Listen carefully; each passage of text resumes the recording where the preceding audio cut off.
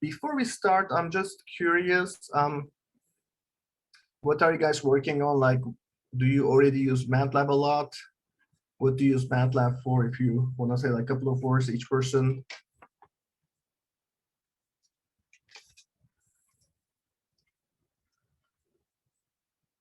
Sure, I can start. So Sure. I'm working in Dieter Jaeger's lab, and we're using Matlab for analyzing locomotion of mice. That's cool. I work with Dieter, so it's not a surprise. Good to have you here, Yang. Thank you.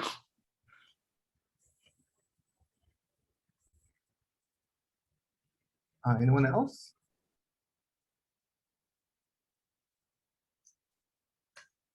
I use Matlab a lot. I'm just curious what you're going to talk about. Right, so you have your own toolbox, right? Yes. The spike sorting toolbox, yeah. And yeah, not spike sorting, it's more measuring spike synchrony. Spike, measuring spike what? Spike train synchrony. So when you have more than one right. recording, I'm looking at synchronization. That's right, I remember, yep. Excellent. Okay, so I don't hear from anyone else, unless if someone wants to jump in, feel free to. Okay, so Arif just wrote in a text, simulation analysis, excellent. Yep. Cool. Well, I'm glad you came here, and let me start sharing my screen and start talking about what I wanted to talk about. But you can also like guide me into talking about other stuff if you like. So let me my Zoom.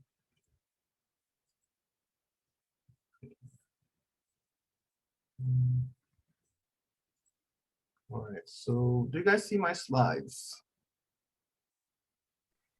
Yes. Yes. Excellent. Actually, you know what? I'm gonna share my whole screen because I want to switch between things. This may be a bit weird. Do you guys still see my slides? Yes. Excellent. So I'm gonna actually start by showing you the sketch page. And in the sketch page, I added a couple of things in the last minute. So sorry about that. I know you must be looking there. And people were asking for the Zoom link and stuff, and I didn't have it earlier. Sorry about that, but I added also a tutorial website. So if you click on that, it's going to open like a quick tutorial website. And there I have actually the schedule. So I want to just show you the schedule a couple of seconds. So basically, I promised in the instructions like 3 separate sections, right? We talked. I'm going to talk about signal processing, tabular database analysis, and plotting. So I broke down those into 45-minute sessions, and we'll start with an introduction session where I'll talk about the toolbox I'm talking about, the toolbox I've developed, and then I'm going to show you different uses of it. And there will be like 5 minutes break between them. I'm not sure we'll get all the way to the end. If you guys have the patience to stay on for 3 hours, we can do it, but we can cut it short if no one wants to stay. Any questions about the schedule or the plan?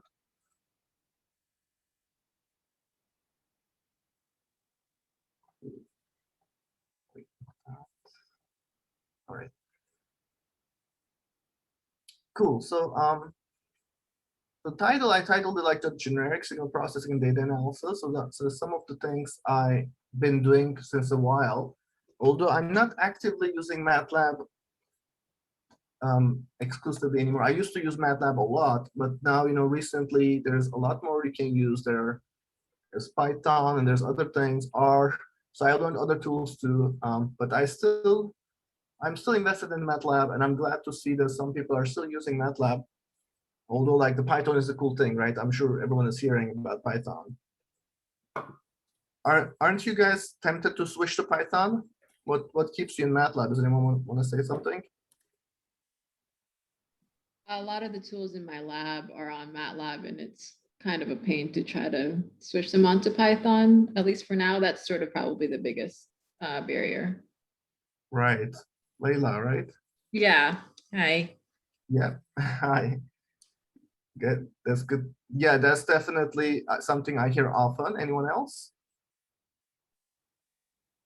For plotting, I most of the time use the Matlab. It gives me more,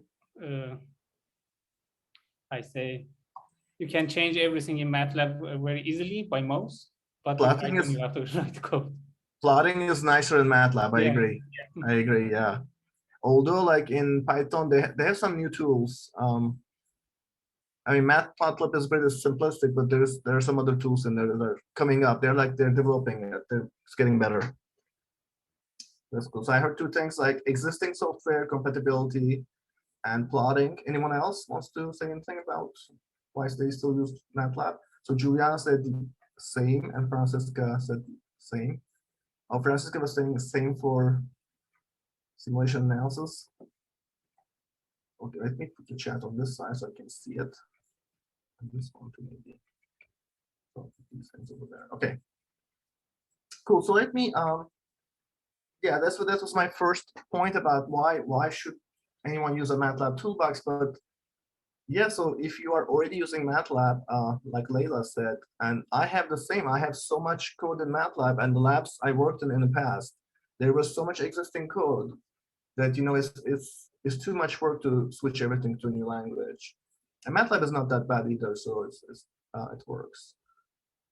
And in some, no one said this actually, this was a third item maybe, Python can get complex, right? So if you're using Python, you're managing a bunch of different packages, you have to download them, you have to create environments. Things change over time, you have to update them. So compared to MATLAB, there's quite a bit of maintenance. And especially if you're not a very computational person, that brings some weight in your lab.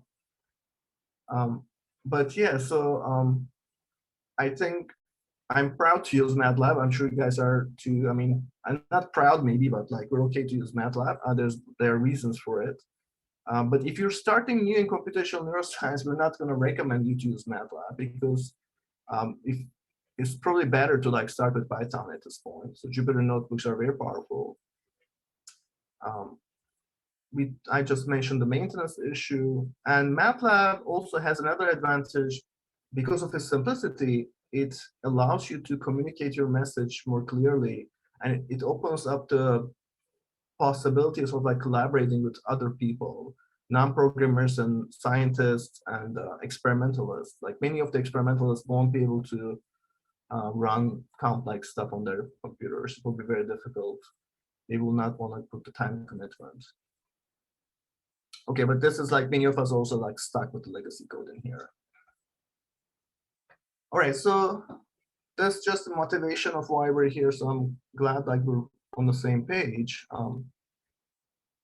And the toolbox I have and the features I'm going to use is called the Pandora Toolbox.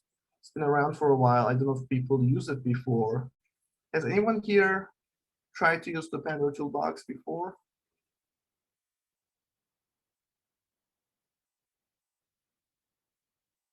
Okay, no one, crickets. Because I know with Yang is in Dieter Jäger's lab, and we used Pandora there in the past, but I'm not sure what was the situation with most recently. Yeah, right now I think we're focusing on Deep Lab Cut, which is in Python. Oh, you're already in Python. Okay, good. Yeah, makes sense. All right, so in MATLAB, in Pandora, like there are three things I promised to talk about. So one of them was like signal processing, and the type of signal I'm focused in is intracellular electrophysiological data. So these are not extracellular, these are not EEG data. So it's pretty much like focused into intracellular recordings, and that's where like filtering and those operations are also very useful. One thing is finding spikes. Finding spikes is always trouble, especially like if you have recordings from different types of neurons, different animals, invertebrates. So the Pandora Toolbox has been used across many different animals, so it's pretty robust at finding spikes, and there are some parameters you can adjust, so it will like always, it's reasonably good. It also has frequency filtering of data, and it uses basically the Matlab toolboxes for that. It uses the digital processing toolbox for that. And there's, I think also like, it doesn't require the toolbox. It can also do it without it, but there are different options. It was also adapted to finding bursts of spikes. So if you have like a bursting system, central pattern generator system, it's also used for that.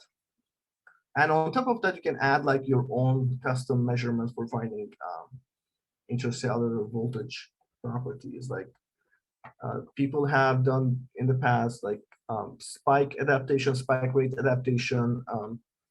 There are certain hyperpolarization effects or depolarization effects. You can measure the length and the magnitude of those, and you can add them as yourself. And it also provides like a workflow to process a large number of files. So it's made to like work in a batch and go through a lot of files. So the idea is not to manually do things, but you create like a system to load files and analyze them. And Pandora is going to go through a large number of files and do it for you. That's the idea, at least. All right, so that's the first thing I'm going to talk about. The second thing is like analyzing like tabular data coming like from Excel or any spreadsheet format or database you can put from a database. And I call this like data frame like objects, because data frame, if you've looked at Python a little bit and the pandas module in Python, you know about the data frame object. How many people heard about the data frame object or used that before?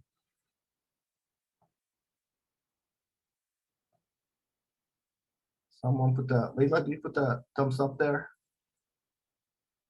Yeah, I haven't worked a lot with Python, but I have worked. Okay, Yeah. cool. So I see you guys know how to use Zoom. Excellent.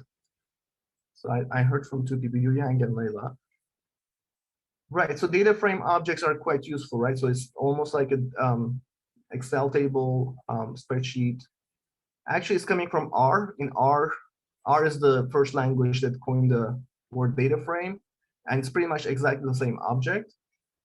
And when I started Pandora in Matlab, we didn't have something like that. So Pandora pretty much actually provided the same functionality in Matlab, but it's not called data frame, and you'll see later when I show it to you. But it will probably like it will provide the same functionality. And that functionality includes like querying, like in the Python data frames, you can like do conditional queries, and you can get like number of certain rows, columns, and you can refer to columns with names. And it's integrated, it has integrated plotting, so you can like plot it directly, pretty much like Python. But obviously Pandas is like a lot more advanced than what I'm providing in Pandora. And these things are also like within the Pandora framework, the toolbox. This tabular data system is used for like reading a lot of files, extracting information from voltage traces, and then creating a database. So it's made for that, but it can be used for any purpose. It's not like tied into that. It's very generic. And those little database objects contain like they connect to all these Matlab analysis, like statistics and multivariate analysis and all those things. Okay. And last thing I want to mention, so Arif mentioned plotting, and I agree with them. MATLAB's default plotting is pretty nice. It's not perfect, but it's nice. At least like interactive, you can click on things and improve things, right? So the Pandora Toolbox also has a whole section on just plotting, and this is kind of hidden. It's not really well advertised, but I'm going to talk about it today, hopefully. It just builds on MATLAB. So in the end, you still get a MATLAB plot, but it allows you to control things. Namely, like you can stack subplots the way you want. So that makes it much simpler to like create complex plots, and I'll show you. And you can like allow them to share the same axes. You can say like use the same axes, or maximize, or make them use all of the same axes, remove the ticks except the bottom one. things like that. So it will do those things for you. Another important thing is that it will control the spacing between the plots. And many times in MATLAB, like you create a plot and it looks so ugly because like there's so much like border space and everything. And it will like optimize the plot based on the size that you want to reproduce it. And pretty much like the idea is like create publication quality figures. Like you can just save the figure and it's going to be like a publication figure. I mean, it's aiming for that. Excuse me for a second. I'll be right back.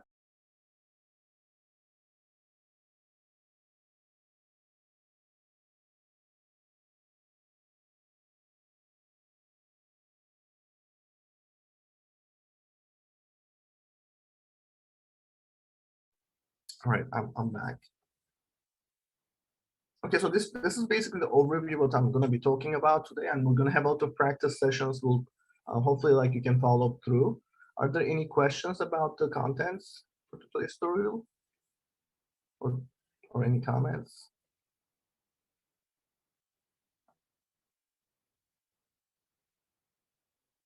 All right. And in terms of time, we're good. All right, so all right, before I start actually with the first section and installation, those like what I explained just now are the base features of Pandora that I'm going to be talking and using in this tutorial. But there are also like more recent additions, like more things that were added, which are not completely documented and nicely explained, but nevertheless they work. And if anyone is interested, I will be happy to work like on one-on-one later on these things. These were used and published already in like papers, like the results, but you know, the code itself is not like general purpose yet.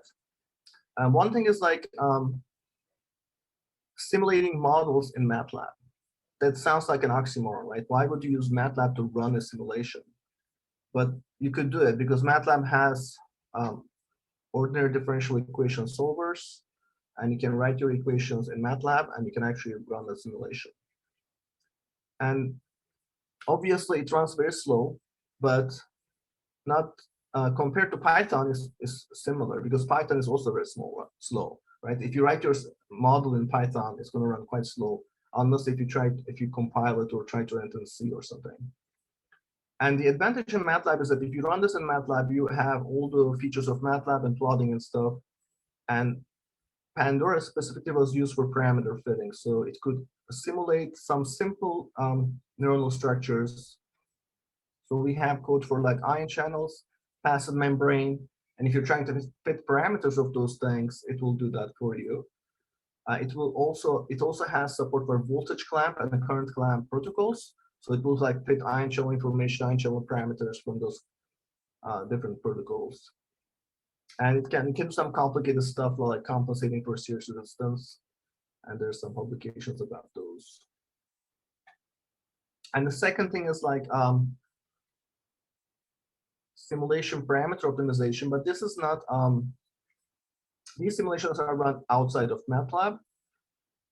So we can control simulations like neuron genesis or whatever simulator you have. Basically, you set the parameters in MATLAB that you want to run, and then you call an external simulator. Now, that is already available in Pandora, but I combined Pandora with another toolbox called Godlike. I did not create this toolbox. I did not name it, but I selected it because it supports multiple optimization algorithms. Namely, it supports multi-object evolutionary algorithms, swarm, and there are like 2 more algorithms, I think, in there. And combining those 2 toolboxes together allowed me to find very nice solutions to certain hard model optimization problems. And those results were published in eNeuro in 2019, and also on GitHub. Anyway, so those are experimental features. And if anyone is interested in adopting these algorithms, you can talk to me later because these are not ready to be used, unfortunately. And just for completeness, the original paper for Pandora was a while ago. It's been more than 10 years, from 2009. And there are links for documentation on GitHub and MathWorks file exchange. Any questions or comments about these?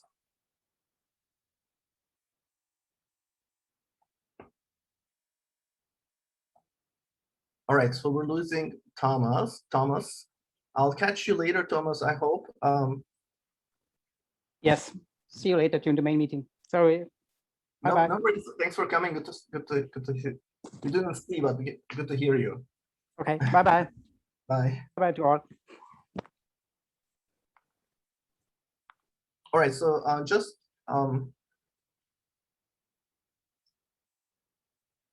want to check if anyone is interested of any of these topics for later. So if you have any interest, just let me know in the chat or something. But let's go back to the basics, and I hope this is going to be more interesting for more general audience and those of you who are using Matlab, and maybe you'll find something useful. So this is like the generic workflow of Pandora, as I said, like it's made to like load a lot of data traces, and these are like intracellular traces. So there are, you have like full scale spikes, and you measure them, count them, find firing rates at different periods and things like that. And you have like a large number of these. They could be coming from experiments, or they could be coming from simulations. You could use the same method to measure both of them. And the idea is to compare experiments to simulations anyway. So there are different types of objects in Pandora that lets you like load the data trace and then extract measurements. And then you have like a profile object, which is like just the measured entities. So these are like much smaller objects. And then those objects can be entered into like this tabular format, which I call a database, which is basically a data frame object, right? So this is a data frame object coming from some extracted measurements. And it also includes the original parameters. So if it's an experiment, it will be like the date the neuron was recorded and the type of neuron and all those things. For a simulation, it will be the parameters for the simulation. And in addition to that, there is the data items on the disk, right? So Pandora keeps the connection to those data items. So the database is going to be a small matrix, and the data set on the disk is going to be very large, maybe terabytes or more. So you don't want to hold them together. That's why we keep the database matrix separately, but there's a link from here back, so you can, so if you want, you can find the files and visualize them again. And once you have this whole system, you can, it also provides this visualization support. So it will have like plots and different ways of getting to the files, and all those things are included in here. Are there any questions about the workflow before I move on? Okay. Yeah, just jump in if you have any questions. I don't mind if you guys interrupt. Just jump in and say something, or just type it in the chat. All right, so so our first session is just the introduction we just heard, and then installing the Pandora Toolbox, because I would like this to be a hands-on tutorial. Otherwise, we will not need 3 hours. I hope you guys are up for that.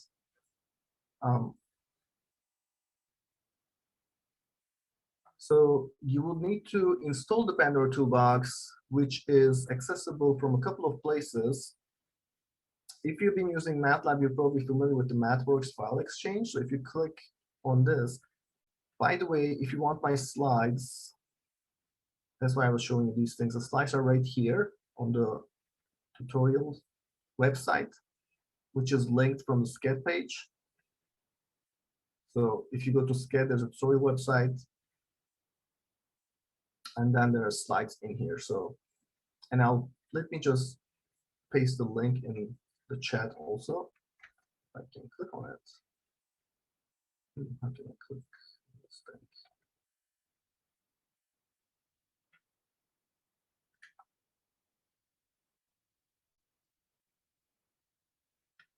All right, let me paste it in here. So you can download it from MathWorks, but MathWorks is annoying. So it will ask you for you to log into MathWorks.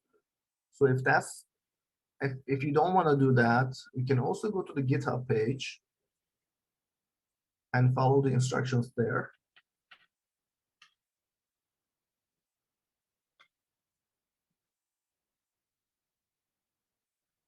So let me open the GitHub page actually. Let's see.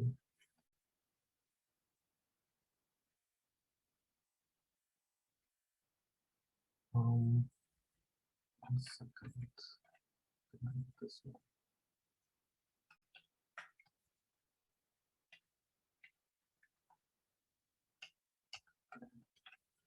All right, so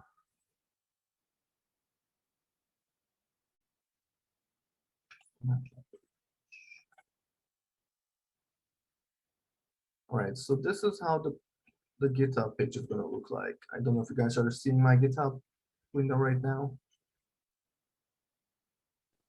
Yep, we can see it. Excellent, thank you for confirming. So if you go to this page, you scroll down all those files, and you'll see this installation section, and it just tells you to use the download zip option, and that will be like up here. There will be like download zip green button, and there is like a download zip option in here. So that will just, that's probably simple. But you can also go to the MathWorks page that I gave you earlier. It will look like this, and you can, there's a download button in here, but it will require you to be logged in.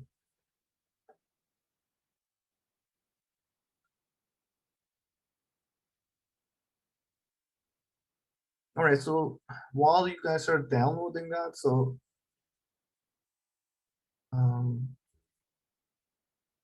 let me just tell you what you need to do a little bit, and I will repeat it. So just ask me again if I'm blabbering here and you guys are busy downloading and extracting stuff. So once you extract the zip, there will be like some folders inside, and only two folders are important for us for today's tutorial. Those are the classes and the functions folders that are at the base when you open the zip. And you'll have to add that to Matlab. And this is, so you'll have to extract it to a proper place on your computer and know where it is. And then you go to Matlab and click on the Set Path button. I have my Matlab open somewhere. Your Matlab may look different because it's the Unix version, but there's a Set Path button. I think probably this is better for you to see. You click on the Set Path, and then you add those two folders to the search path. So basically, it will look like this. The Set Path is going to pop up, and you need both the classes and the functions folders in there. So you need two things to add in there. And don't forget to save it. Potentially save it permanently so that you can get back. You don't have to do it every time you're on Matlab. Are you guys able to follow and download all those things? Does anyone have any questions, or can I help anyone? Because that's pretty much what we want to accomplish. We want to like make it run and everything.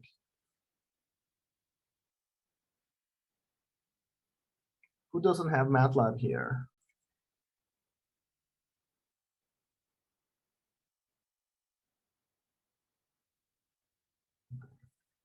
Was anyone able to download so far? I'm working on it right now. I'm setting the file. Yeah. Yes.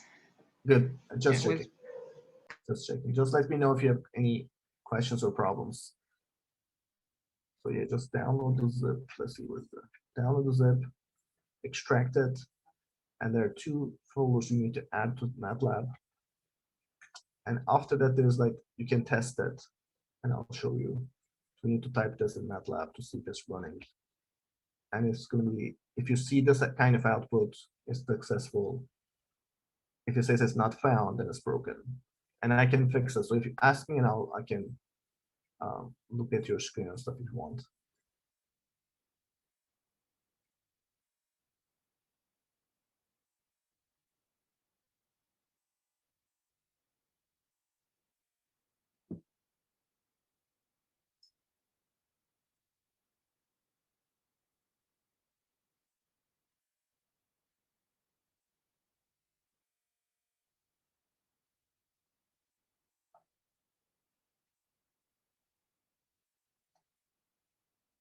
All right, so let me know if anyone is able to get it to work. Just type something in the chat or something, or just speak.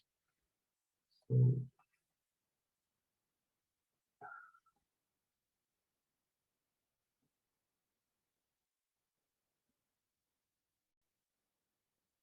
And if anyone is running into trouble, you guys can share your screen. I can stop sharing. You can share it and show it to us. And if you're ashamed to share it in front of everyone, we can open breakout rooms and do that too. Also, Arif got it to work. So you got you tested your installation and gives you the successful output. Yes, I see the output. Excellent, excellent. Thank you. Thank you. We have at least one person who was able to do it. That's good. Giuliani is working on it. Giuliani, did you finish or you? Oh, excellent, excellent. So Leila and Giuliani got it too. I'm glad to hear things are still working. I just tested it, but you know, we never know with MATLAB. Things are changing in MATLAB too. All right, so we have three people. Okay. Is anyone else working on it? It's taking a little bit long to extract all the files. Oh, right, For yeah. me. I know. So There are many files in there, I know. Good. So we have, I set the search path, but then it's not showing up. So do you wanna show your screen or something? yeah. Okay, let me stop sharing.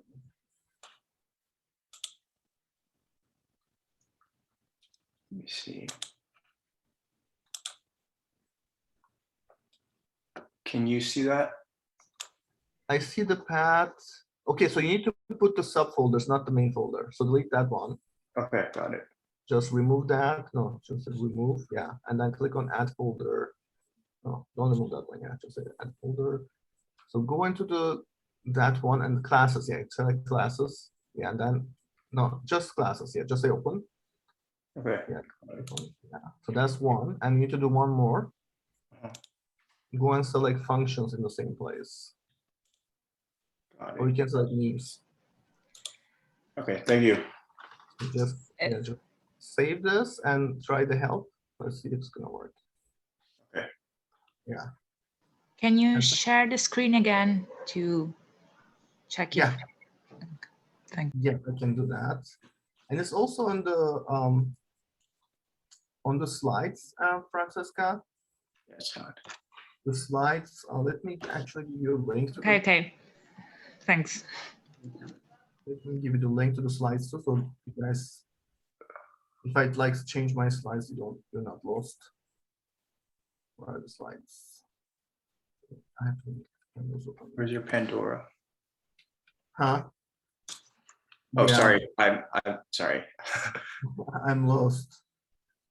Uh, This is the website that you can get the slides from, everyone. So I'm just giving you the link. And who's asking me? no, sorry. I'm with someone. Don't worry about it. Okay, never mind. That's fine. Just checking. All right, so Taylor also got it to work. Excellent. And Francesca was working on it. And you, Yang, is it working now? Yep. Okay, that's good. All right, so I can still help people, so I'm just gonna start moving since people are ready. But just keep on asking me in the chat or just raise your voice and I'll talk to you. Let me just get people started with the next steps. All right, so we're actually ahead of time. Wow, which is good. So we don't have to like run too late. Oh, Francesca got it too. Excellent, excellent. So I was planning a break before I start this first thing, but we're kind of ahead of time. What do you guys think? Do you need a break? 5 minutes, or should we just get started?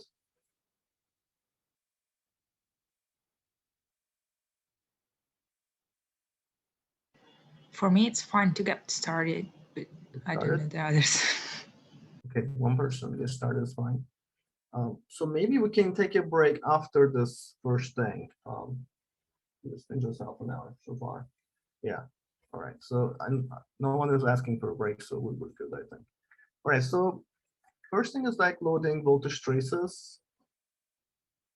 So, and in this slide, I have a link to a tutorial on GitHub. So if I go back to the tutorial page, I mean GitHub page, So just below the installation, there's also like links to tutorials. And basically, I'm going to go through, I guess, almost all of them today. And this one is going to be the first one, loading intercellular data. And I want you to go through this tutorial. Basically, what it does is like loads a data file.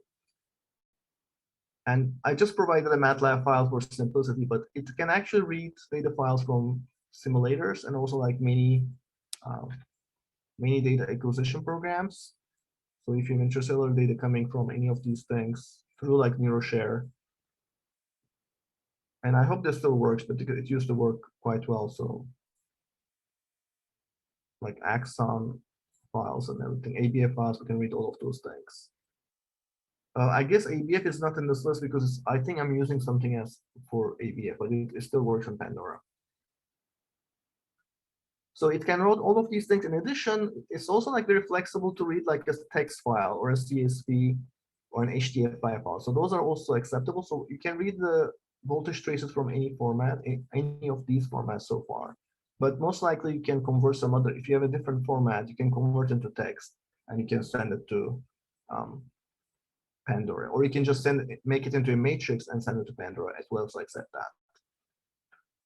So basically, I would like you to download this file. So there's like the submat1, this file in here. So if you just run this in Matlab, so let me go to my Matlab. And I don't know if I can zoom in. So unfortunately, I cannot zoom into Matlab. So I don't know if this is visible for you. So the small font size. Okay, so I'm just going to load this first file. So if you download that first file, it's going to give you a single object called test data, and it's just 50,000 rows of a single value. So it's just one data trace.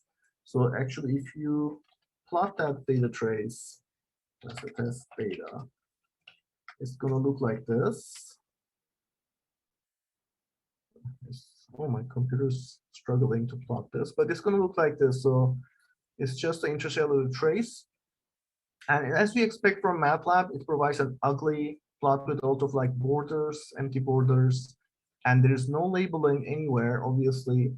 If you've seen spiking traces before, you know that these are in millivolts, and this is in milliseconds most likely, right?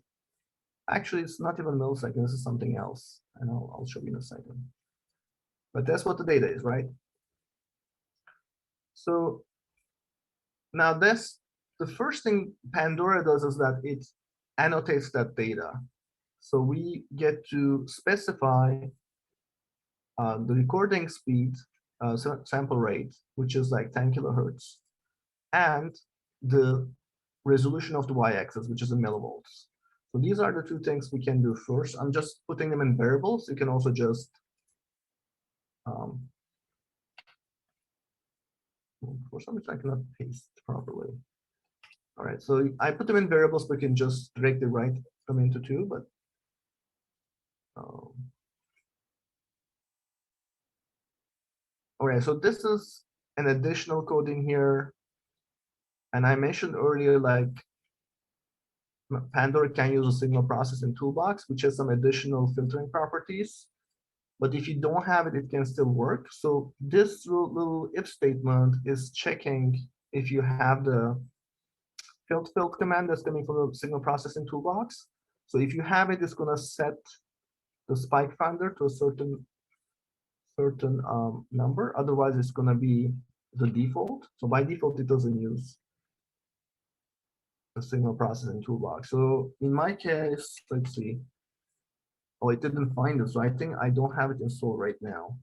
Yeah, so on this Matlab, I don't have it installed. Wait. Oh, never mind. So by default, it is using it. And if you don't have it, then it's going to use the spike finder too. Okay. So just to check with everyone, are you guys following with me, following along? Yes. Okay, cool. Just checking, just checking. And anyone has problems, just interrupt me. I don't mind getting interrupted because like if there are problems, if you are having problems, most likely other people are having too. So I would like to hear it. All right, so far it's simple and we didn't do anything yet, right? So this is the part when Pandora starts acting. And so when you're loading the trace, the data that was just raw data, right? Now, when you create a trace object, trace is one of like the basic objects in Pandora that can hold a raw data trace, and it doesn't have to be voltage, but in this case, it is supported. So when you load this, you give the dt and the dy, it will have the resolution, and it will assume the dt, so it knows that the x-axis is going to be the time, and the dy is by default voltage, but you can make it. You can actually make it a current object also. And there's an ID. ID will be like a label. So props is an additional property. So in Python, for example, you have like optional arguments. So that's kind of what it is in here. In Matlab, I always have a props object that I pass to many of my functions. And that's like additional things you can provide, but they're optional. So in our case, if you look at the props object, it's blank, and it could have had the spike finder option in there, but it doesn't have it right now. That's optional text. So now if you, and you already saw that these are the things you got. So now what you can do is you can just plot this new object. So we have an object called a_trace. So you can just say plot. You can use a regular MATLAB plotting command. So as if you were just plotting a raw data trace, and it's going to pop up like a similar it's going to pop up a similar looking graph figure and everything. Do you guys see anything different compared to the previous one? Actually, can anyone spot any difference? I must be really tiny. I don't know how it looks like from the Zoom.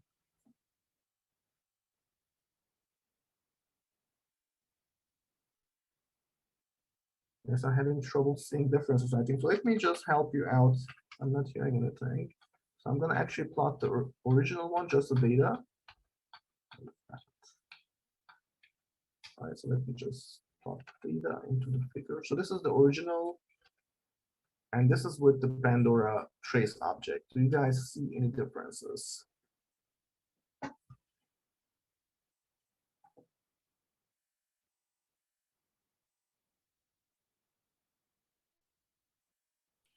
You mean in the voltage trace? Differences in In voltage general, in trace? the plot. Oh, in general, yeah. You add title, labels, and Correct. rescale the x-axis. Correct. Excellent. Good. Thanks for paying attention, Arif. We need to give a reward. I need to give extra credits, Arif.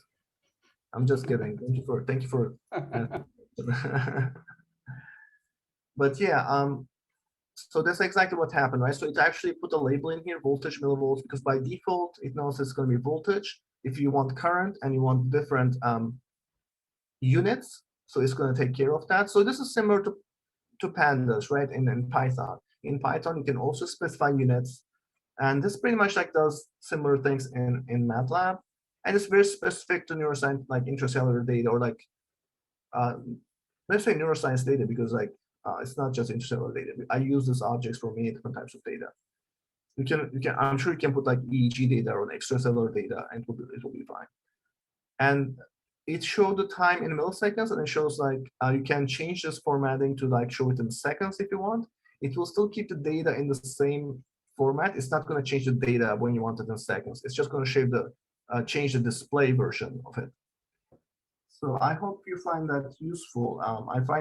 I find it super useful, like when I'm creating plots for figures and stuff. So that, and also like this makes it much easier to track which data you're looking at, because like it will put the label automatically based on like what you have loaded from which file. So this allows you to like verify your work so that you don't get lost, you don't like lose your files, and when you're looking at the graph, you know exactly where it's coming from. So I hope you guys like this.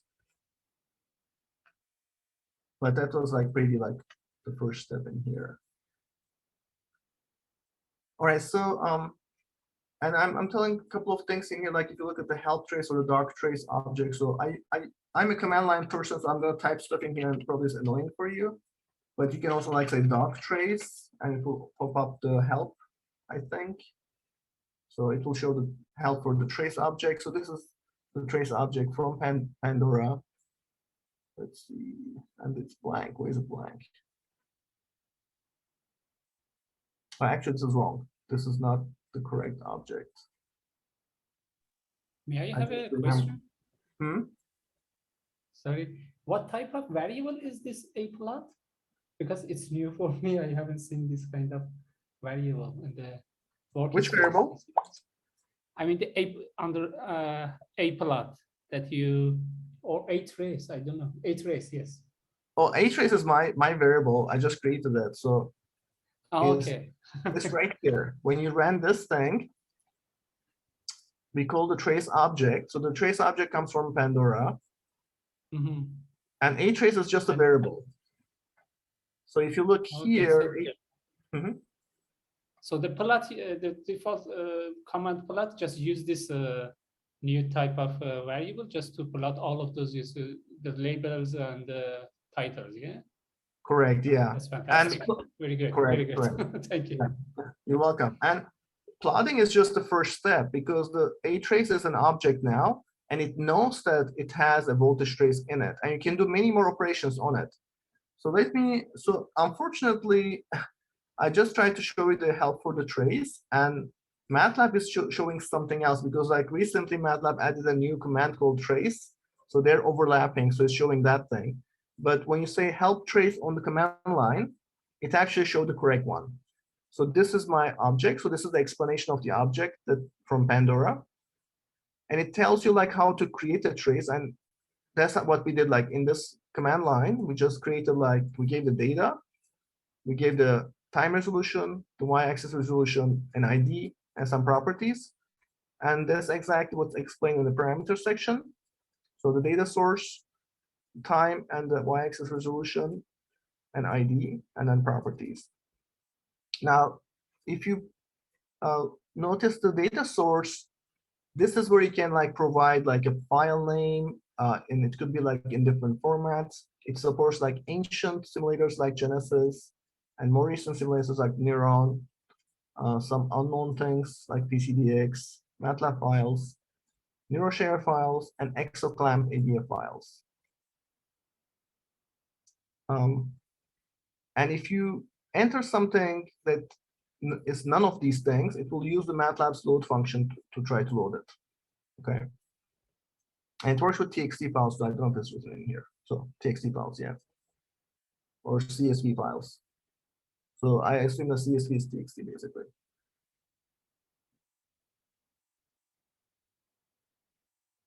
And the properties that I just mentioned, so that's like the huge part in here. So it's scrolling down and down. The properties is like a long list of optional things you can provide because a trace may have like different features. For example, I said the y-axis could be voltage or amps. So this is how we specify it, and by default it's voltage. But if you say unit y equals A, then it's going to be a current trace.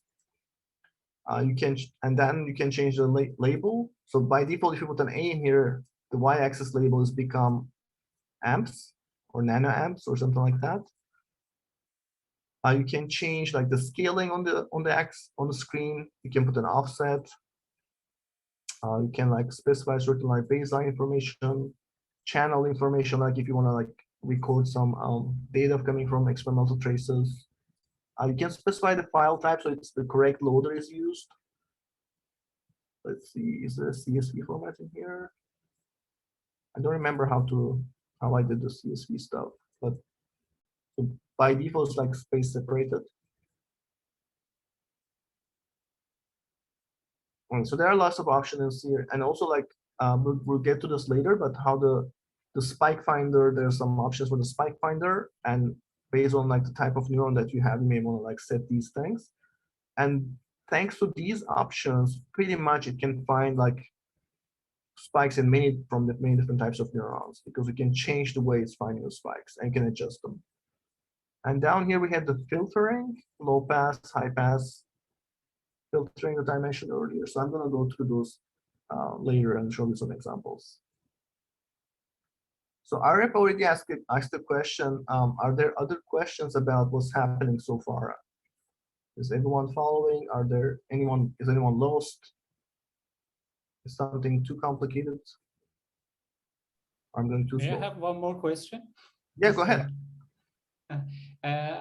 As I noticed, this is just for one single neuron or one electrode. If we have, for example, the voltage changes from several neurons in a Very text file, I mean, Very is good it going to question. detect it? Yes, it's going to detect it. Now, the trace object is for one recording. So is it? Actually, I don't remember this. So there's a way to like put many of them.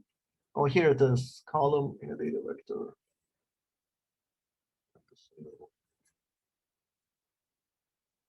So I think you can directly read like multiple traces and multiple things in one.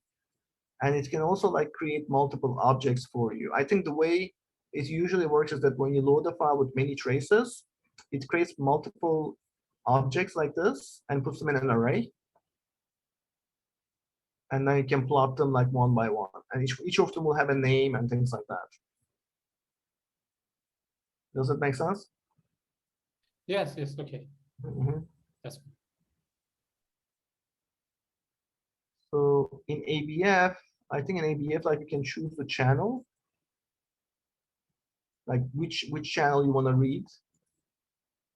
So usually like you want to read one channel into one object so that like you can keep track of that object, because one channel may be voltage, the other channel may be current, right? So you want to make sure that like this trace is just one trace, but it can load multiple traces. I did that many times, yeah. Any other questions about so far loading a simple file? Intercellular data file. All right. So before I move on to the tutorial, the rest of the tutorial, I want to show you also the operation. So this is an object. I keep saying the word object because it's like based on object-oriented programming. So the object has some properties, but also it has some functions, or methods that you can run on this object, right? So the trace object, the trace method basically constructs the object. So it's like the first function. You can plot it. So plot is actually, so when you call plot trace, it's not using the regular Matlab plotting function. It's actually using its own function that augments the Matlab function. There's a display function and so on. These are like just for displaying on the text.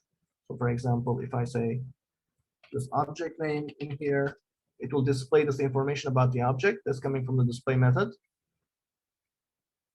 And there's other things in here, for example, calculating different things. So calculating the average value of the trace, minimum and maximum.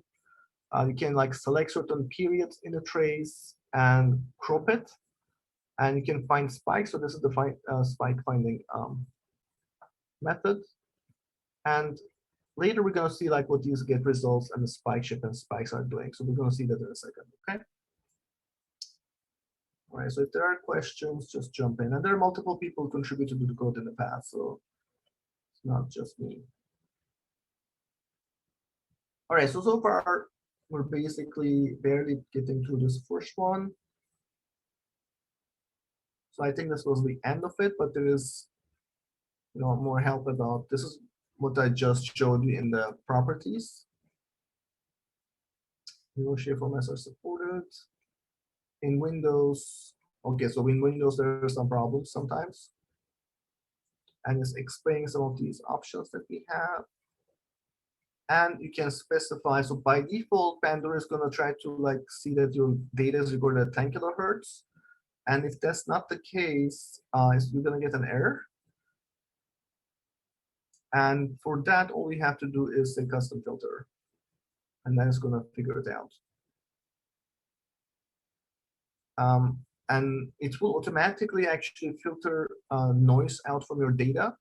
And to do that, it's using a bandpass filter to filter, like emphasize the the signals that are between 50 to 3 kilohertz. I mean 50 hertz to 3 kilohertz. And this is like the technical name, the two-pole Butterworth filter. It's going to be using that, but you can change these things. And if anyone is interested in more of these filtering options, I can talk to you guys. So I think we are done with the first tutorial, and it's been almost an hour. Maybe this is the time to take a break. Yeah, that'd be great. Yeah, so let's take a break until like 4:10. 4:10, like 10 minutes. So I don't know what your time is. I know people are in different places. So it's 4 p.m. for me. So 10 minutes break. Is that good? Is it enough? Okay, thanks. All right, talk to you guys soon. All right, everyone. It's 4:10 for me. Are you guys still there? My camera is working. Hi, Leila. Do I know you? Yeah, I rotated in Astrid's lab last summer. Correct. I was And working on the, yeah. now you have your own lab? I'm in Sam Sober's lab. Oh, Sam Sober, cool, excellent. Are you guys using Matlab a lot? Yeah, a lot of the stuff is on Matlab. We're slowly transitioning some things into Python, but very, very, very slowly. Right, right. Cool, so let me start sharing again.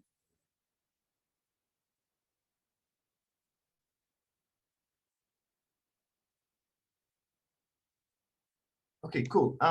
Where were we? Not this one.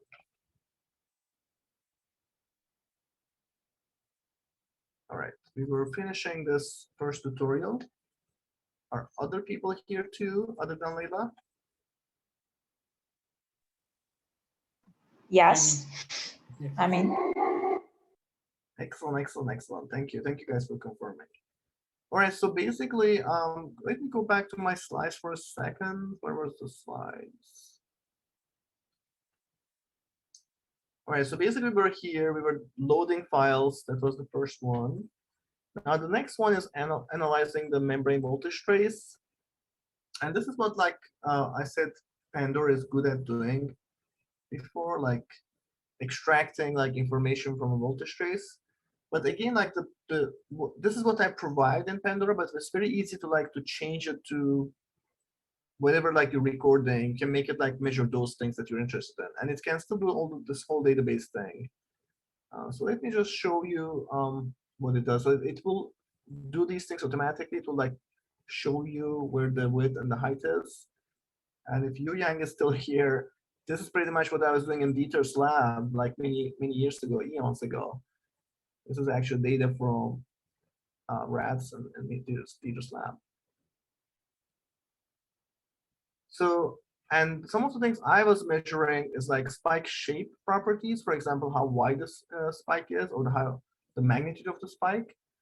And there's also like sag. Sag is like, I don't remember exactly what we were calling sag because like different people call it different things, but it's basically a hyperpolarization in certain locations. Spike rate adaptation and response to current injections. Like when you inject current to a cell, does it spike faster, slower? There's like a sag at the beginning and things like that. So that's, and the tutorial that's linking in here is basically the next tutorial on GitHub. So if you're on GitHub, it just says next tutorial, finding spike times. So you can just click on that. So for that, we're just going to continue in Matlab. So it's already like assuming that you did the first one and you have this A-trace object.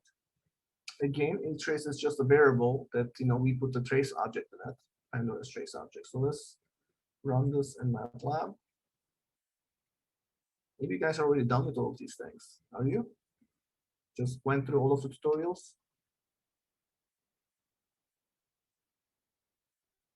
But when you do this, actually like spikes is another object that's actually just showing the spike times.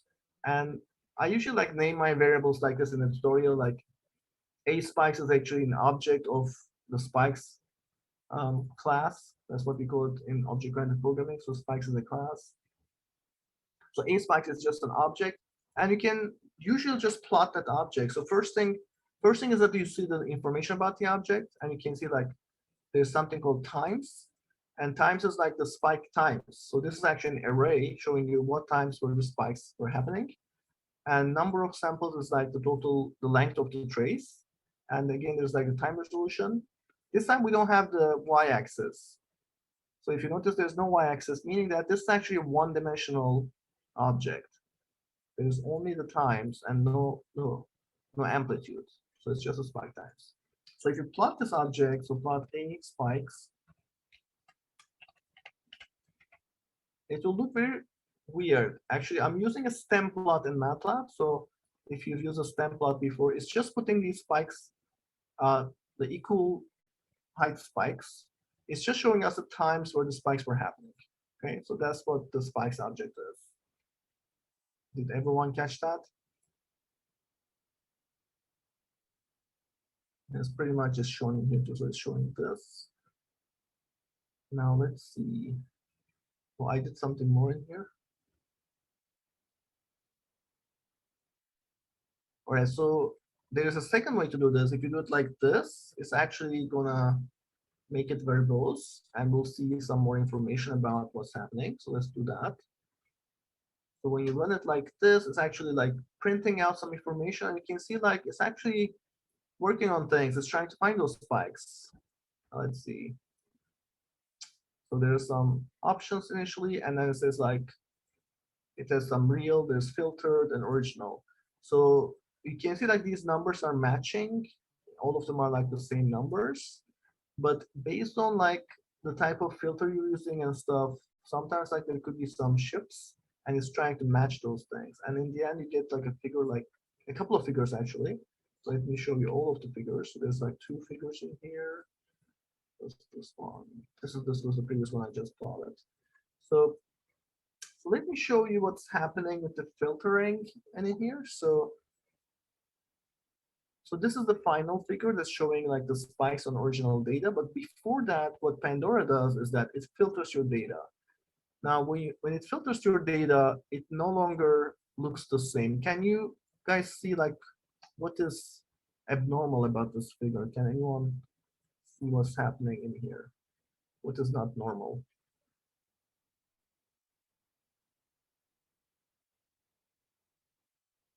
Because it's still a voltage trace, but there's something strange about it.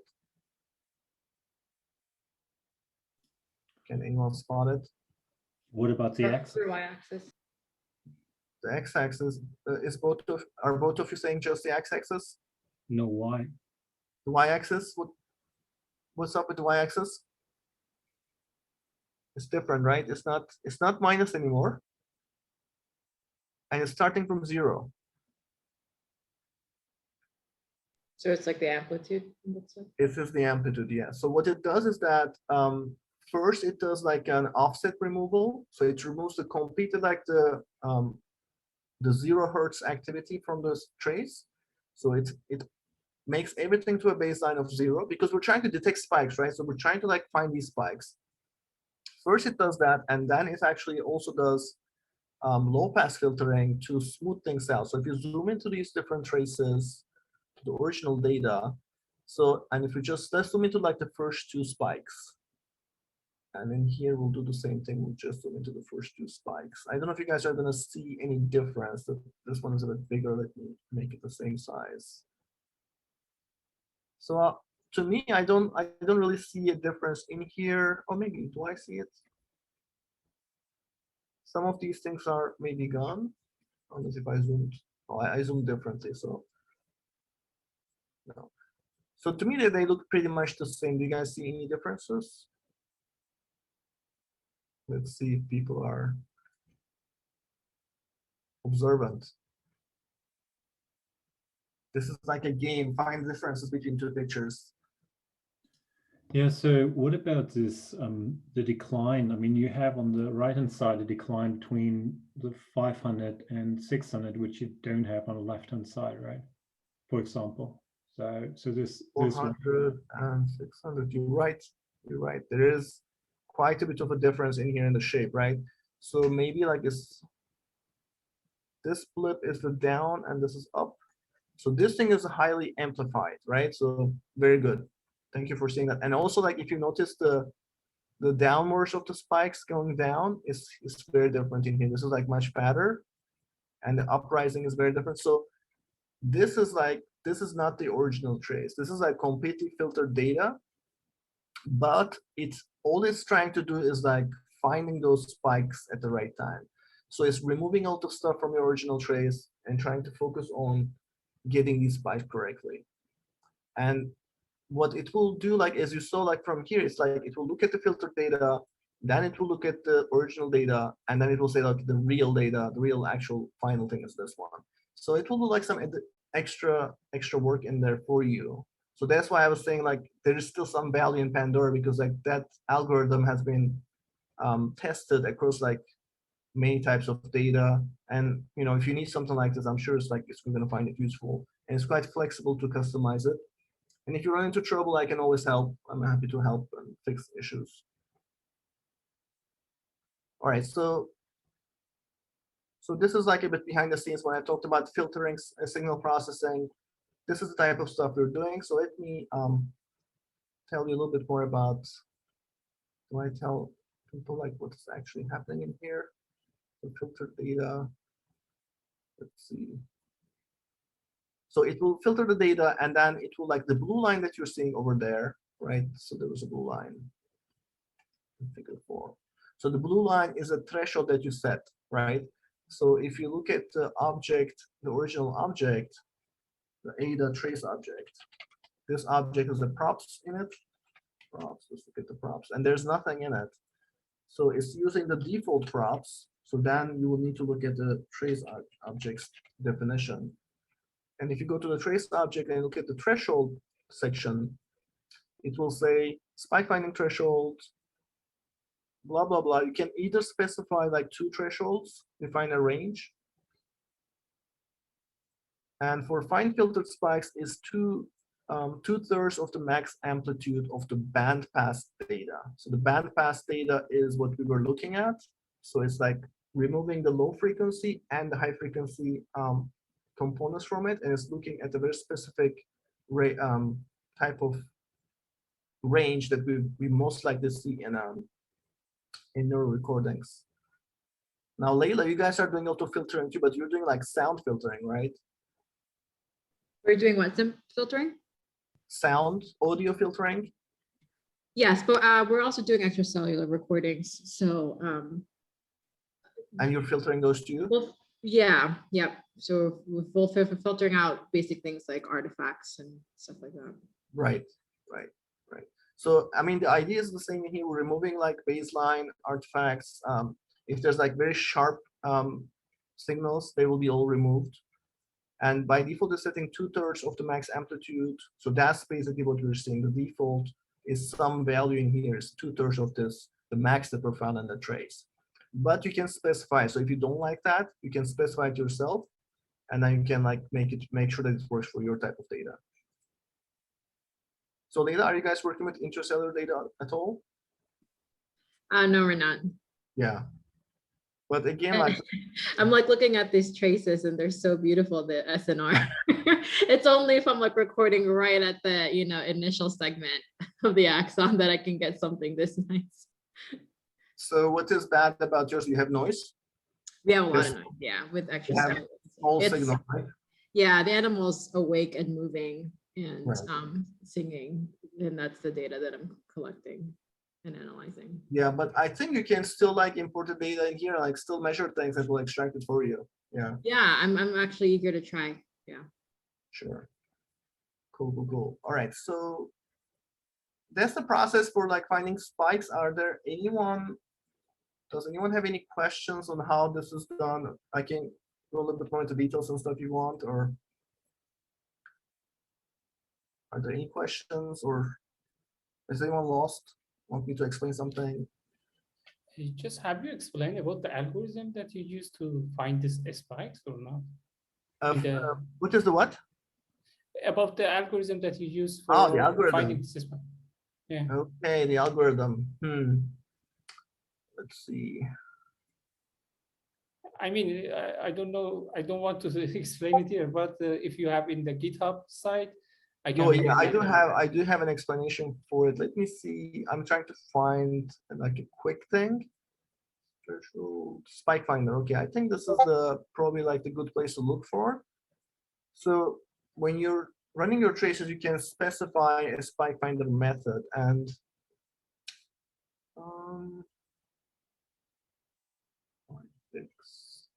right. So basically, the default is find filtered spikes, and that's coming from the other functions. Let me actually look at the help for that, and that should explain it for you. Find filtered spikes.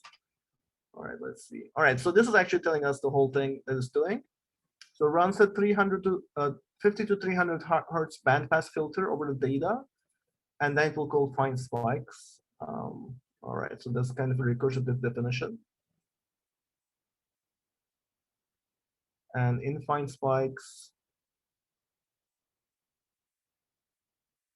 yeah, I'm just checking if the documentation is giving any hints of what is it doing. But so some of these things are not well documented, but it's actually you have to go into the find spikes method and see what it's doing. But I can tell you what it's doing. So let's going back to the figure 5. So it's looking at a single spike in the real data. So this is actually the real data, right? So it will try to look for inflection point, which is like when the derivative of the voltage against time is changing at a very rapid pace. And there's a threshold for that too. There's the default threshold is I think 15. And that will be like the first method it's going to be using. And sometimes that method fails, and there's always like a backup method. So there will be at least like 2 methods that it will be using. And some of this is based on like published methods. So there's like some equations used in there. And I can talk to you more about this. So there's a lot to talk about in there. But is that good enough for now? That's right. Yes, it's good. Thank you. Cool. Welcome. Thanks for the question. I mean, there was a lot of work put into that. So, and there's a paper that we follow, but we didn't publish our own paper on that topic. Although we made changes, we may improve the method. All right, so, but yeah. All right, if there are other questions, just jump in. But I know that many people don't have this kind of data, so it may not directly apply to you. The spikes object just gives you this plot, so it's maybe not that useful, right? It's just showing you the times, but you can do some other things from it. You can actually get frequency versus time kind of graph. So it will show you like how the frequency of spiking is changing over time. So let's actually try to do that. Let's see if that's going to work. So now you can notice that you were using a plot figure function. So that's actually going into how Pandora is doing the plots. So plot figure is actually kind of like the figure function of.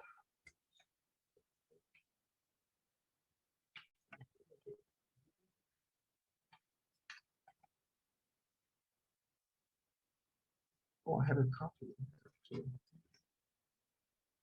All right, so this is going to show a plot like this. It's going to show like the instantaneous frequency of spiking. So how the spiking is changing over time. And again, it's going to label it properly and firing rate and all these things. Okay.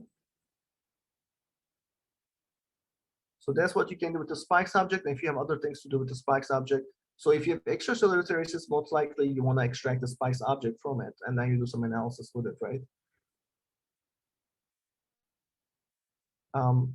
This will show you the interspike intervals. So how much time is going between spikes. So it's the reverse of the frequency interspike intervals. So these are some of the things you can get out of it.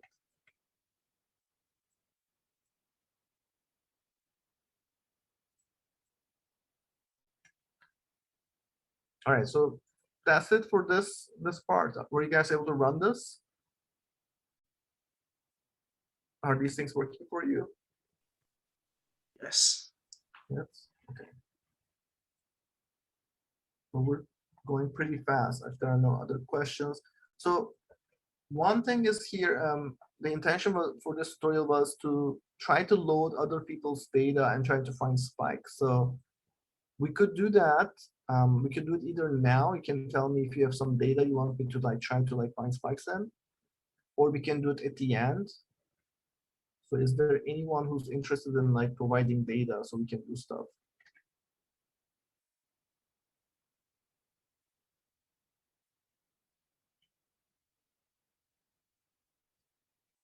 Okay, so I assume, yeah. Excuse me, I have a question. Here, spike frequency with time. Could you explain more? What does it mean? I mean, how you calculate it? It shows the firing rate in, for example, 1000 milliseconds or something, or This one, right? yes, yes.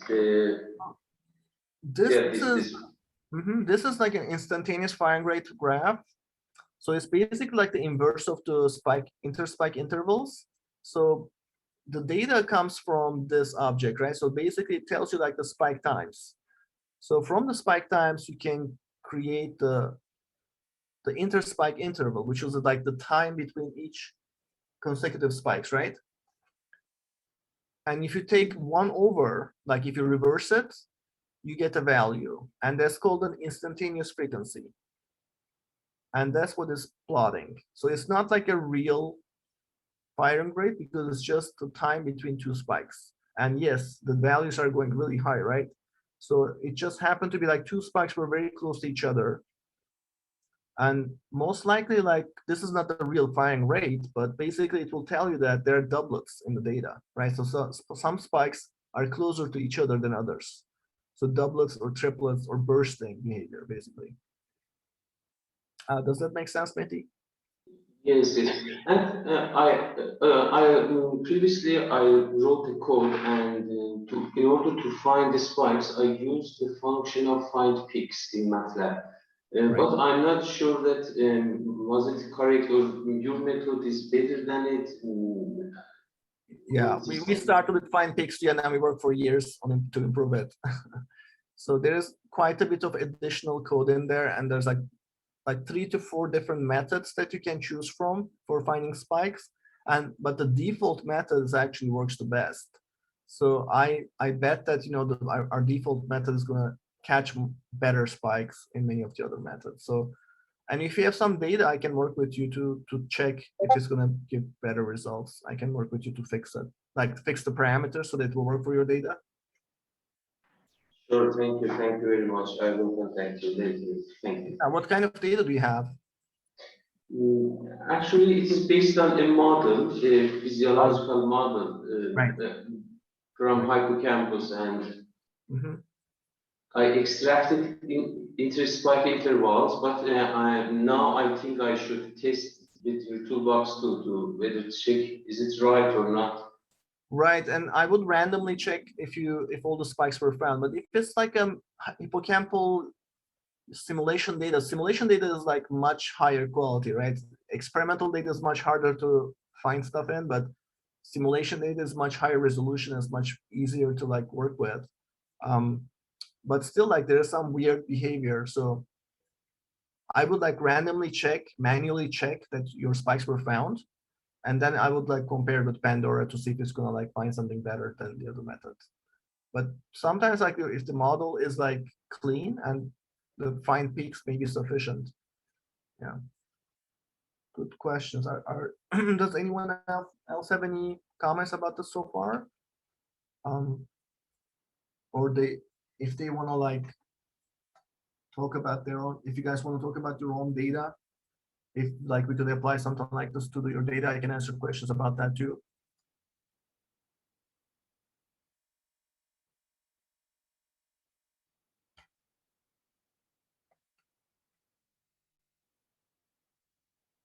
All right, so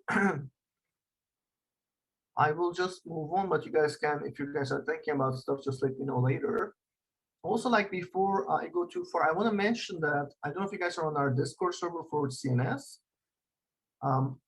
but where's this? Okay, let me bring the Discord in here. So we have a Discord server, and in the Discord server, under tutorials, we have a channel for this tutorial called SA3.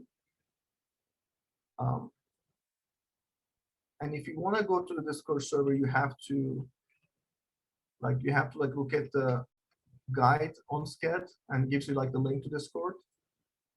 Basically, like if you want to keep on talking after this tutorial and like send me messages and stuff, like especially like during the conference, like if you're working on some of these Pandora stuff and you want to like chat with me and stuff, this will be a good place to like write messages, because like the moment we finish this Zoom, the chat is going to be gone. It's going to be erased and stuff. So, but if you write it in the Discord channel, we can have like a longer discussion. So let me just put a message there and you guys can respond to it if you'd like. Are there any questions about Discord? Is anyone on Discord from this group? Yes, I am. Oh, excellent. I've seen your message. Oh, excellent. Yes. Cool. Cool. All right. Just wanted to mention that so that like if anyone wants to like keep on talking, this could be convenient. Ulrich, is this the first time you're using Discord? No, not for me. I've used it. Oh, Ulrich was writing in the chat also. Okay, yeah, because he said it's leaner than Slack. Because I know some people use Slack. I used to use Slack too, but Slack like basically wanted to charge us for everything, and was so annoying. Like we were like stuck in a very bad place. And some of my students like forced me. They were so excited about Discord and said we have to use it. And once I started using Discord, I never went back, because like Discord has so much more features. Like you can do voice and video and everything. And it's, as Ulrich said, it's lighter, and also the controls, the settings are much more advanced. So you have a lot more options to do, and you can control things. All right, so we're done with this part. So we found all of these things. So like basically we're going through steps in Pandora. Like you can load the data, and it could be like different types of data, but I'm giving like an example of a specific type of data. And then you can extract some information from there. Actually, we're not done with it, I think, because we have one more in there. We did define the spikes, and next one is, so let me, wait, actually, so after define spikes, there's one more, extracting firing characteristics. So if you go to the next one in here, so finding spikes is just a pre-step. Okay, so Ulrich has a link for us, but I'm not sure if I should click it. Ulrich, are you trying to put a virus on my computer? All right, so there's a comparison in here. If anyone is interested in learning about Slack versus Discord. But thank you for sharing that, Ulrich. I'm going to do next tutorial, and after this we can take another break. So this is basically like following up. So once we found the spike times, now we know where the spikes are, and now we can measure things from it. So like if you look at in the presentation, I had this like the width and the amplitude of the spike and the hyperpolarization, all of those bars. So to be able to do that, first you need to find the spikes, right? So now that we found the spikes, we can go to the next step. And in Pandora, like it's so optimized to do the same thing many times. This is basically sufficient to get all of that information. So let's actually do that in Pandora. Let's see what it's going to tell us, if it still works. All right, so it immediately like told me something. It told me that, you know, the coefficient of variation for the interspike interval for the whole trace, right, is 0.9. The spike rate, this is the average spike rate, is 37. And there's also the spike rate calculated from the average interspike interval, and that's going to be 38. So you can see that actually the spike rate, the naive spike rate versus this is the better spike rate. The spike rate ISI is always a better estimate of the real firing rate. And that's because like when you cut the trace and you're like in the middle of firing and there are edges of the trace, if you just calculate the spike rate naively based on the window that you're looking at, it's not going to be as accurate as looking at this rate of spiking between spikes, because spiking may have stopped at some point and you may be looking at like an empty space. So the spike rate ISI is most likely going to give you a better estimate. And these average and max and min are basically like the voltage min and max. So these are like the most basic results you can extract from a trace. These are like the base information that we provide. But obviously it's not enough, like if you're doing like a series study, right? You need to like extract more than this. Let's go back to the tutorial. So I explain like what those things are. So, and this one is using, you saw that like it's taking both of those objects. It takes the original trace object and it also takes the spikes object after you extracted the spikes. So again, like you can use like different methods to extract the spikes in different ways, and you can combine them to see if like these results are changing. But really the detailed information that Pandora extracts right now is like this all spikes information. So if you run this thing, it's gonna like find all kinds of information about spikes. Let's see if that's gonna work. So we're still like using, and now it's like going through one more time. Actually, you know what? So I think Arif was asking, how am I finding spikes? And this one's actually probably doing something more detailed. So this is the one that is actually doing the multiple methods thing. So Arif, were you the one who's going to try like different methods, or it was Mehdi? I don't remember who was that. No, Mehdi wanted to. Mehdi wanted to, okay. Yeah. Okay, so Mehdi, this is the one you need to try, not the find spikes, because this is actually using the different methods. It's using like the curvature method, and this may give you like a better solution. Okay, thank you. And in here, like it's saying like there's warnings. So this is like when I said like the method may fail, like it's telling you like for spike number 3, the curvature is like when the spike inflection point is trying to find like the derivative passing this 15 value. It may fail to find that. If it fails it, it's gonna like fall back to a second method. It's gonna say, okay, warning, this method signal failure, falling back to super sample threshold method. So it's basically using like a simpler thresholding method for that spike only. And that's happening for spike 3 and spike 13, spike 20. And you can see like some detailed information about what's happening, okay? And it's doing that for like many spikes. But in the end, like you get a complex object with a lot of information in it. So it's called like a trace all spikes profile object. And again, like this is something I built for this type of thing, but you can like build your own objects too. And it has like a bunch of things. There's the trace, there's the spikes, and there's a spikes database, because like now it needs to extract this information about the amplitude and the width of from spikes from each spike, and you want to like put it somewhere. And now you take an average, you take the max, you take the mean.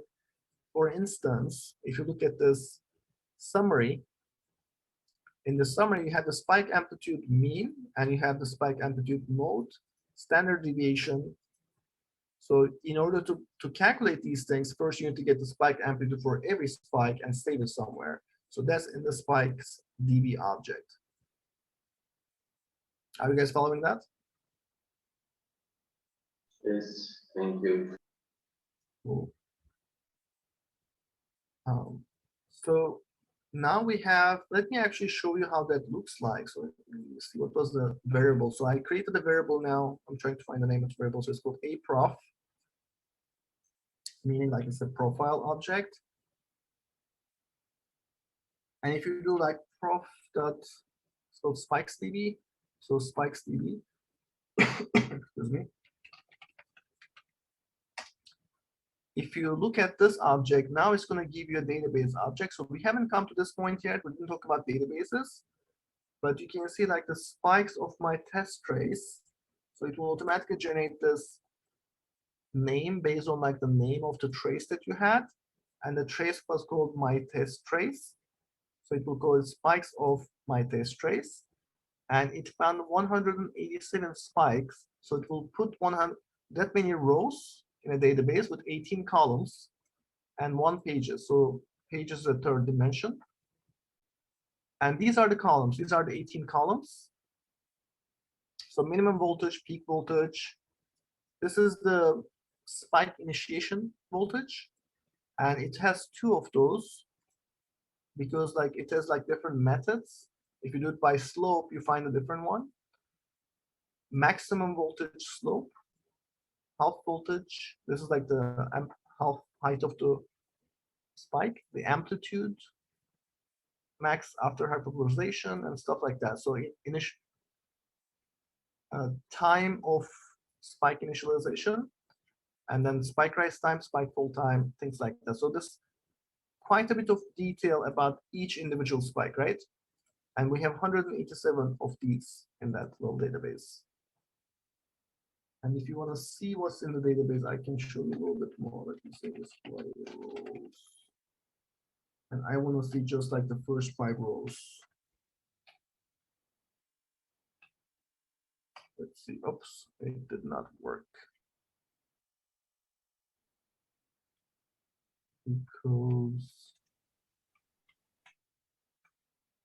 Because I've been using too much Python. I use square brackets instead of regular brackets. So I said this is a database with 187 rows, and here are the first 5 rows. Now, I'm sure you're confused because like these don't look like rows, they look like columns. But that's just to display what the display method does. Display method actually is like rotates the transposes the matrix so that it's easier to display because like the names will be like on the x-axis on like horizontal, so it's easier to write names, and also like the data is going to be like very compact and nice like this, so it's much easier to read data. So you can see like for the first 5 spikes, these are the minimum VMs, peak VMs, and VMs. And since we are here, I can also show you. I forgot the name. All right, I will get to that later. There's also like a pop-up version of this.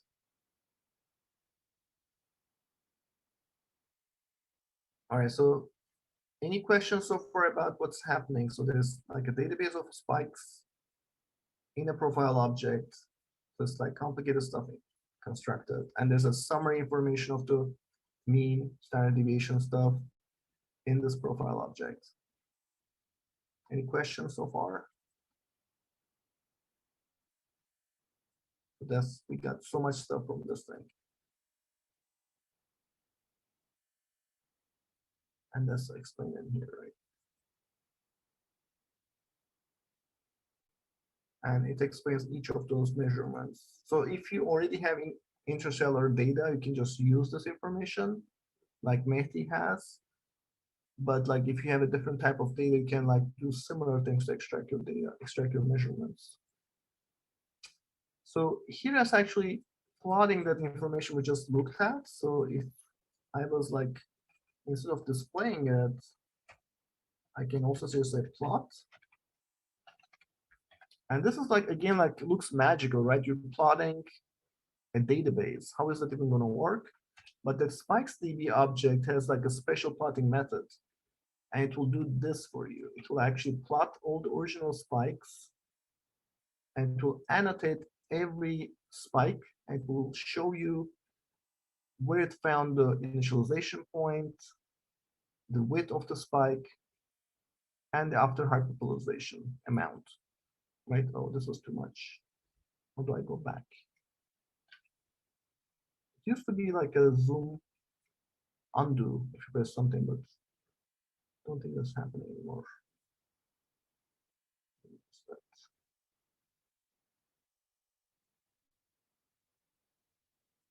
All right. So this is what you get. Is this any use to anyone right now?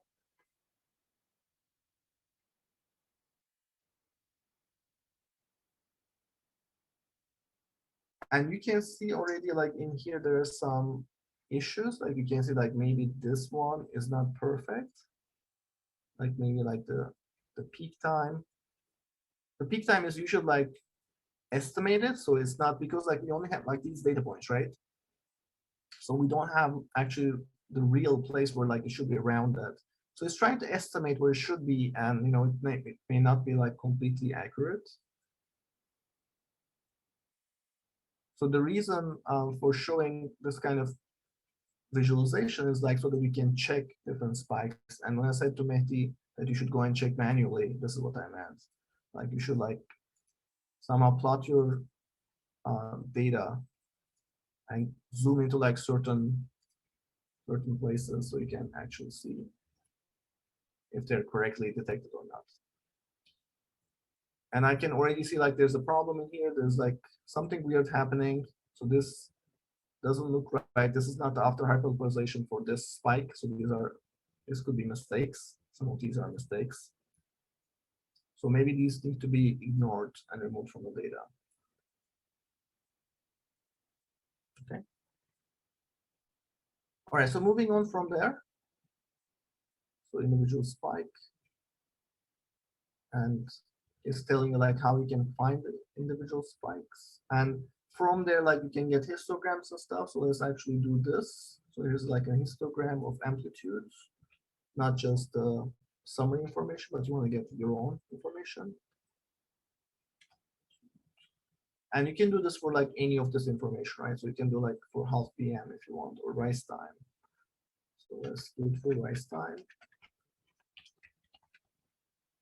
So, and at this point, what you're seeing is the Pandora data frame in action, right? So you already saw like how I can like plot the first 5 rows, and then you can like select things by name, because like these are names, right? Names of columns. You can select things by column. So that's where the data frame object comes into place.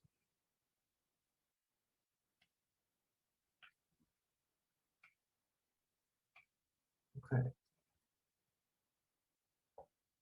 Any comments or questions about these so far? This was, yeah. Excuse me, here you Oh, I cannot change the amplitude with rise time here. Maybe you cut off in the middle, so I couldn't hear all of it. Can you repeat it, please? I mean, here you change the amplitude to rise time. From where we can know that how many options do we have to plot? It's still the list in here, so these are all the different things you have. So you can choose any of these things.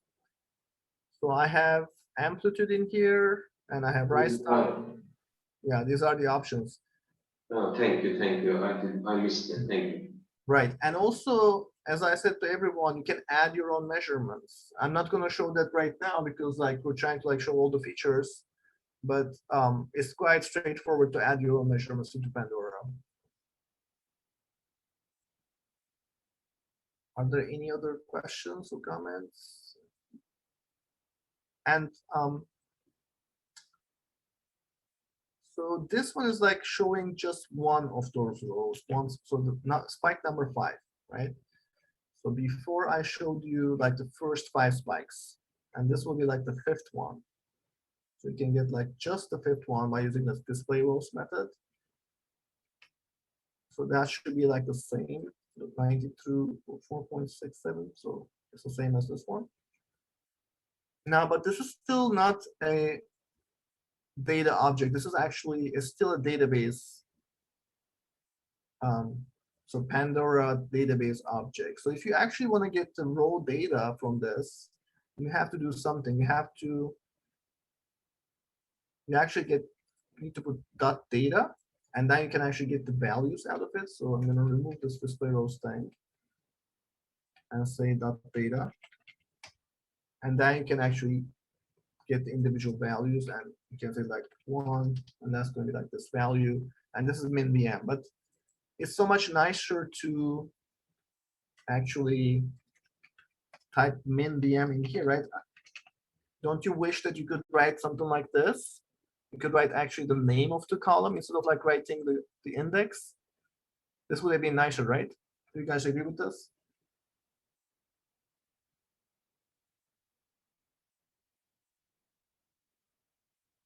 So you know what you're selecting. Like values in Python? What's that? I mean, you mean the likes you use in the Python to Yeah, just, in the data frame in Python, you do this, right? Yeah, it's but you know what? But you can do it here too. So it Okay. actually works. But you know, if you want to see the data, you can say like this, or you can say like display rows at the beginning. So this actually works. So Pandora allows you to like refer to things by their names. Okay. So it provides like something that you have, something like in Python, right? In Python, you have the data frame object. You have this one. So I'm going to talk a little bit more about it in the last session. So it's almost 5 p.m. So let's see. And in here, I think we're done. And there's another section in here. If like you cannot find your spikes and stuff, it means like Pandora has been skipping your things. Like there's something wrong with it. It doesn't like it and it will like ignore them. And for that, you will have to like go and like visualize it. And you can actually select, you can actually get the spike.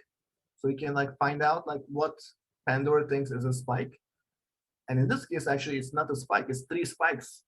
It actually got 3 spikes in here. That's why it doesn't find it. So it's 3 spikes. And it was like because of the sampling rate. So I do some extra stuff in here to fix this problem. And you can also like change all of these like spike finding parameters in the trace method, trace object to fix it. But if anyone's interested in those, I can talk more about it. I don't want to bore everything with these details.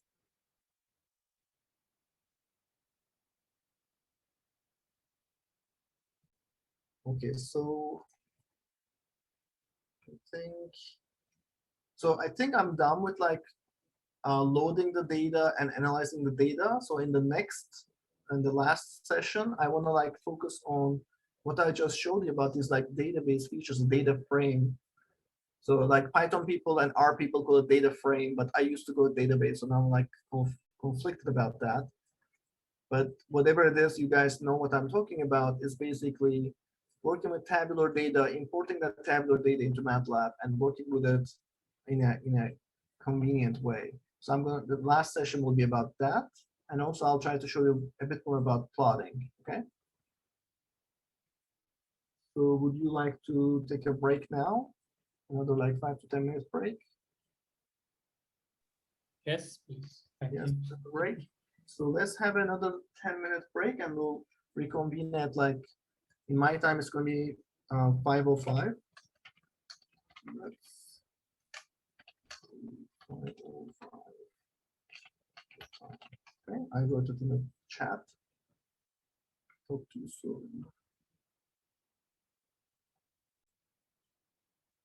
I'm back here. If you guys are ready, just give me a signal so we can continue.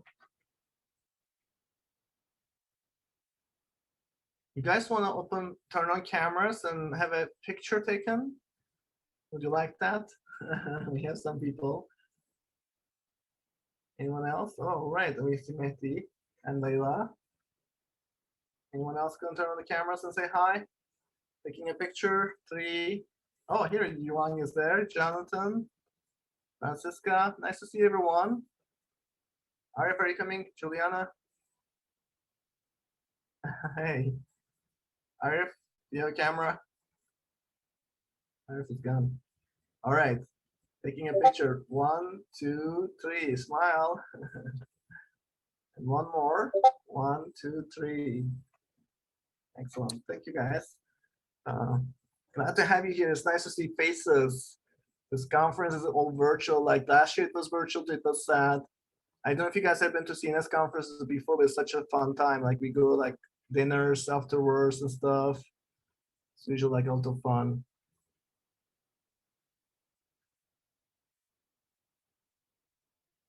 Are you guys excited about the conference? Very interesting. I pretty much like it. I'm happy that I attended. What is interesting? the workshop. Workshop is very interesting, really. Oh, excellent, excellent. I'm glad to hear it. I'm glad to hear it. The main meeting is starting on Saturday and Sunday actually, so hopefully we'll have some cool stuff on there too. All right, let me get back to where we were so we can finish this. Thank you guys for staying so long until 6. I took a picture with RF2, so I'm glad he showed up. All right, let's go back to where we were. So we were done with this guy, and the last part is the database analysis thing, or the data frame object. And I think you already got the point, right? We're labeling columns and rows of numerical matrices. I guess like the Pandora way of doing things is a bit more limited than data frames in Python, because in Python and in R, each column could be a different data type. But unfortunately, in Pandora, it has to be the same data type. It has to be numerical. But there are ways, like I've already did this, like if you have like file names and stuff, I'm able to like put them in a different place or something. So there are like ways to get around it, but it's a bit more limited. Now, why do we do this? What's the big deal about this? Like, I mean, you guys use Excel as spreadsheets, right? So it's nice to be able to like see the names of the columns and be able to like know things.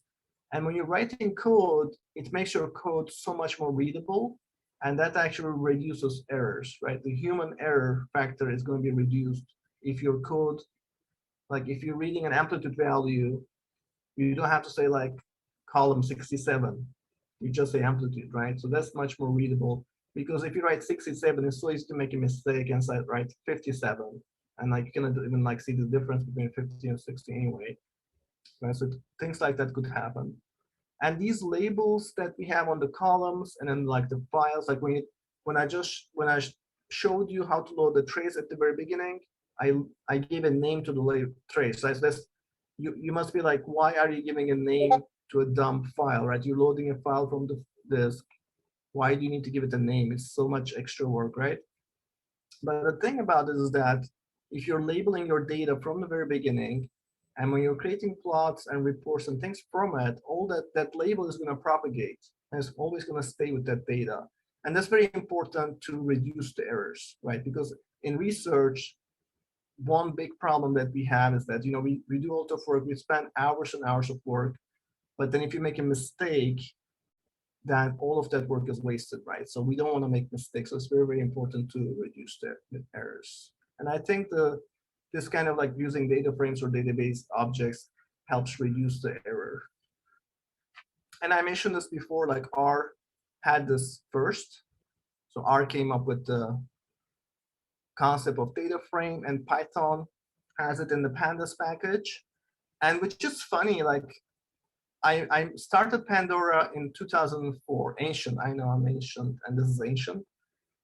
But pandas also started around the same time.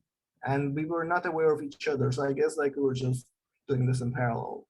But theirs is much better than Pandora, obviously, and more people use it. Now, to be perfectly fair and honest about this is that Matlab introduced a new command called table. And it provides some of the functionality I have in this database object. But I have not looked at it very carefully. So if you guys are like starting new and you see like a value in this, you know, Pandora is an old thing. So maybe like you can also look at the table command in Matlab and see like if maybe that's better. So, okay. But Pandora is going to give you like the other benefits of like doing this neuroscience related analysis. So that's always there, that's special. Okay. Anything else that we should be adding to this description about data frames? Is anyone else like is thinking of something else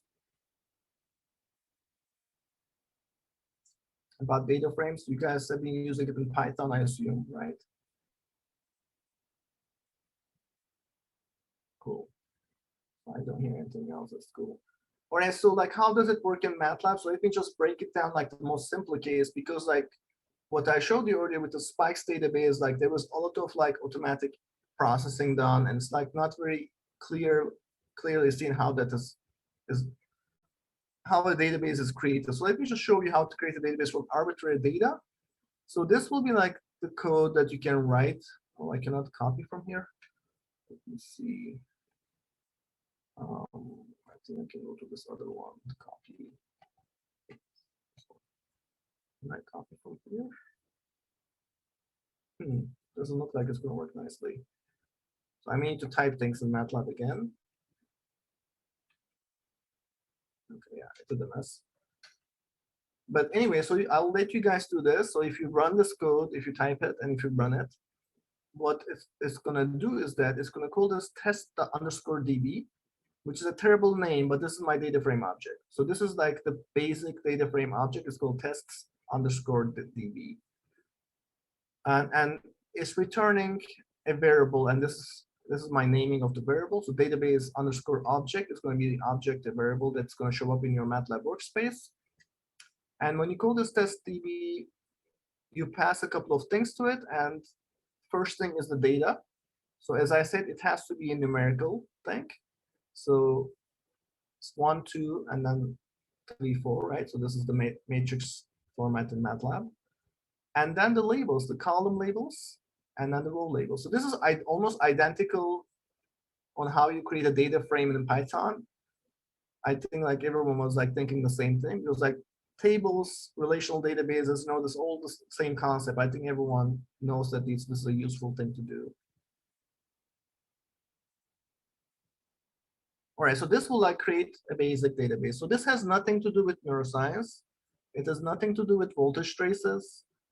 It is completely a generic functionality provided by Pandora. So this will work for any type of data, okay? So I just want to emphasize that. So you can use this for like your grades, and you can average your grades in from your classes. Now, so typing it like this is not the only way to import it. So if I go to MATLAB and I say help, tests_db, you can see all the information about how to create a test_db object. So you can see like test results, column names, row names, and ID and props. Now the results is the matrix, right? Now this could be like a CSV file. So you can actually, so this is where you can read stuff from Excel. Okay, so like if you have stuff in Excel, you save it as CSV, and then you can read into this object. Okay, so I think that's like a very general feature that Pandora has. I think it's very, very powerful, and you can use it for many things. And I use it for many things. I use it like outside of neuroscience too, actually. I use it a lot. And additional properties is like extra things in here. So if you have a CSV file, you want to give the delimiter as a comma. I guess the default is comma for CSV. If you want to have white space, you need to make it empty, and \t for tabs. And there's another CSV argument in here.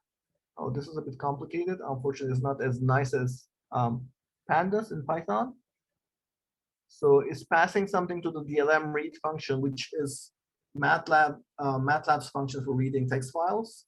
So if your CSV doesn't work properly, and if you want to skip rows and columns, for example, like you want to skip the header rows or something, you can give those options to in the CSV args, and will be passed to the DLM read function. Okay. Read column names.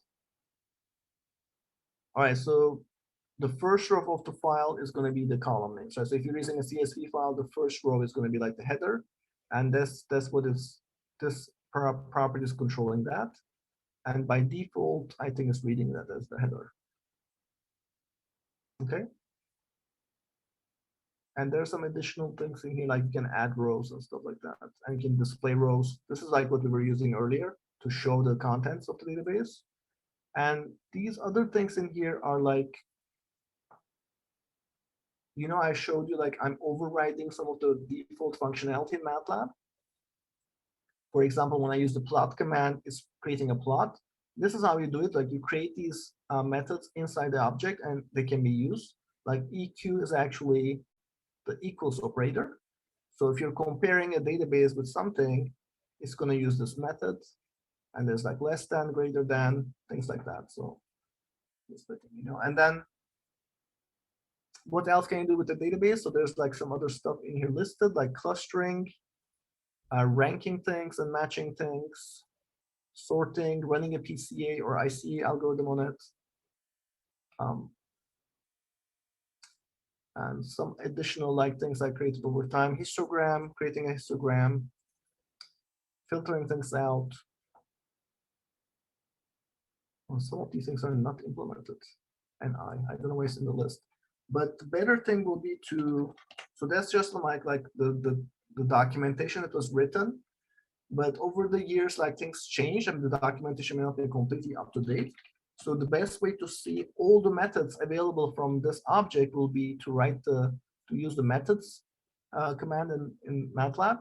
So that shows all the available functions for this object. And you can see it's actually huge. There's a lot you can do in here. And most of these things are connections to like actual Matlab commands. Like for example, ABS is absolute value, right? So you can run absolute value on a database. So it's gonna like convert all the values in the database into absolute value. You can run a correlation coefficient, covariance, cross product. You can compare like things and match and plot single rows, individual rows, plot bar plots. So as a summary, there's a lot in here. There's a lot you can use. I know it looks like, oh, how am I going to use all of these things? But there are lots of examples I can provide. But there's also functionality. So just letting you know about that. And many of these will have like documentation. So like if something is weird, like sort rows, you can say like help test db/sort rows, for example. And then you can like, this documentation should be up to date because like this is how it's used. So it will tell you how things are working.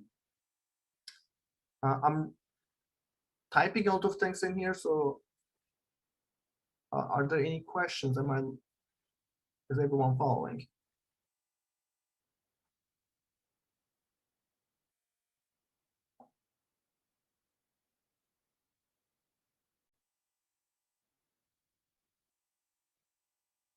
Right. I don't hear questions in the chat or in the audio. Okay, cool. Just checking, guys. All right. So, and these things are written in different places, but it's probably like easier to ask me, and I will be happy to like answer your quick questions if you have questions about Pandora. And if you're like really interested in using Pandora like for a project or something, I could also like invest some more time to like work on things. All right, so so that's just a generic database object or the data frame object, and it can be you saw that it can be used for many things. But Pandora also provides like this specific type of workflow, right? You load your data, you analyze the data, and then you create these like measurements like spike amplitude and things. So it does that for you. It's already like designed for that as an additional feature on top of it. And to do that, you can actually specify a list of files, and that's called a data set. So data set is like the files, and database is going to be like the extracted information, the spreadsheet information from it. So, and the workflow starts with finding the files because you need to like measure from the files, right? So this is, you need to use a dataset class, and Pandora has like a couple of dataset objects made for you, and some of them are like very generic. So you could actually create like a very generic dataset object and put like items in it. So items could be names of files, or it could be like indices or whatever you want. You can even put your own objects in there. And then you can tell Pandora to go through each of them and do something. And again, you can define what that something is. You can actually even pass the function, say like, run this function on every element of this array. And it will do it for you and will create your results from it.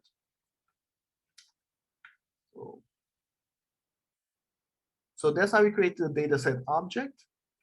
And to get the database object, you just run this method, and there are no arguments to it. So this is kind of like a magical thing again, because like, as I said, Pandora is made like to run in batch, because like it's made to run for like large data sets. If you have an experimental data set, it's usually like in the hundreds.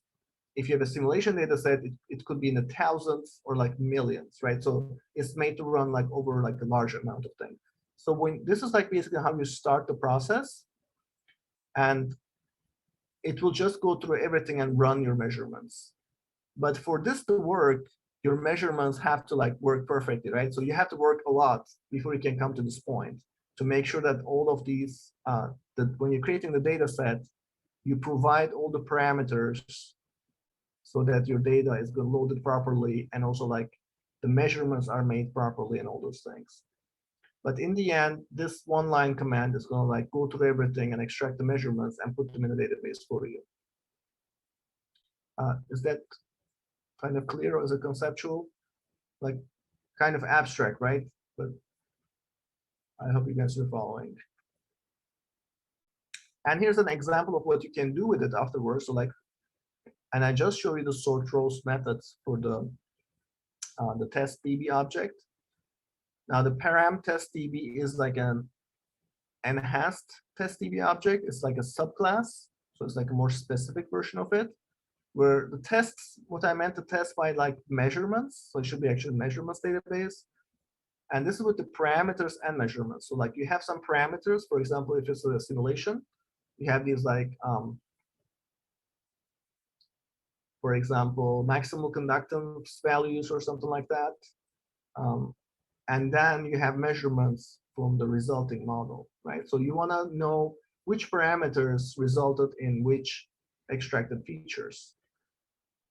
So that's why we have the parameters and the measurements together. And here we're taking that database object. So this is the my database object, my database object. We're doing a sort rows on it by using the action potential amplitude. And then the return value will be another database object, which is rows that are sorted based on the amplitude. So this is kind of like the workflow in using Pandora, right? You can load some files, do some analysis, you get some database objects, and then you can do like nice data frame type operations on it. Does anyone have any comments about this? I think it's okay for this slide. Any comments, questions?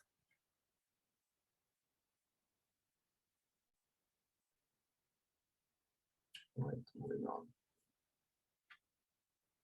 So trying to get to the end of this so that we can let you go, and also like try to squeeze in some more stuff at the end.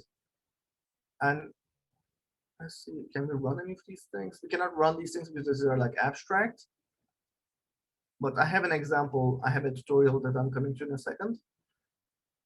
Just let me show you some examples. So now that you saw the database objects, so sorted objects, the database, these are database objects. And here's what you can do with it. So you already saw that you can use like names of columns. And if you use the curly brackets, then you can use multiple columns, like multiple column names using the curly brackets. So this is, again, like a feature provided by Pandora, right? So Pandora's database object or data frame object allows you to do indexing like this. You can specify the number of rows in here. This is just Matlab syntax, but I had to put an extra code so that this can be used for the database. So that's just built subsetting, right? So you're getting a subset of the database.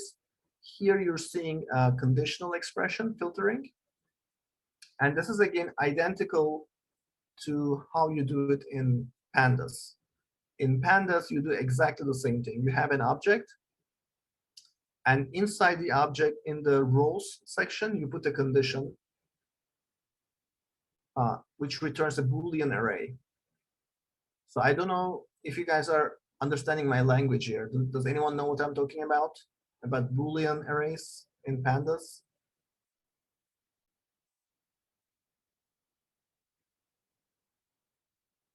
Yeah, we're Matlab people, right? We're not supposed to talk about Python, so that's probably not helping you guys.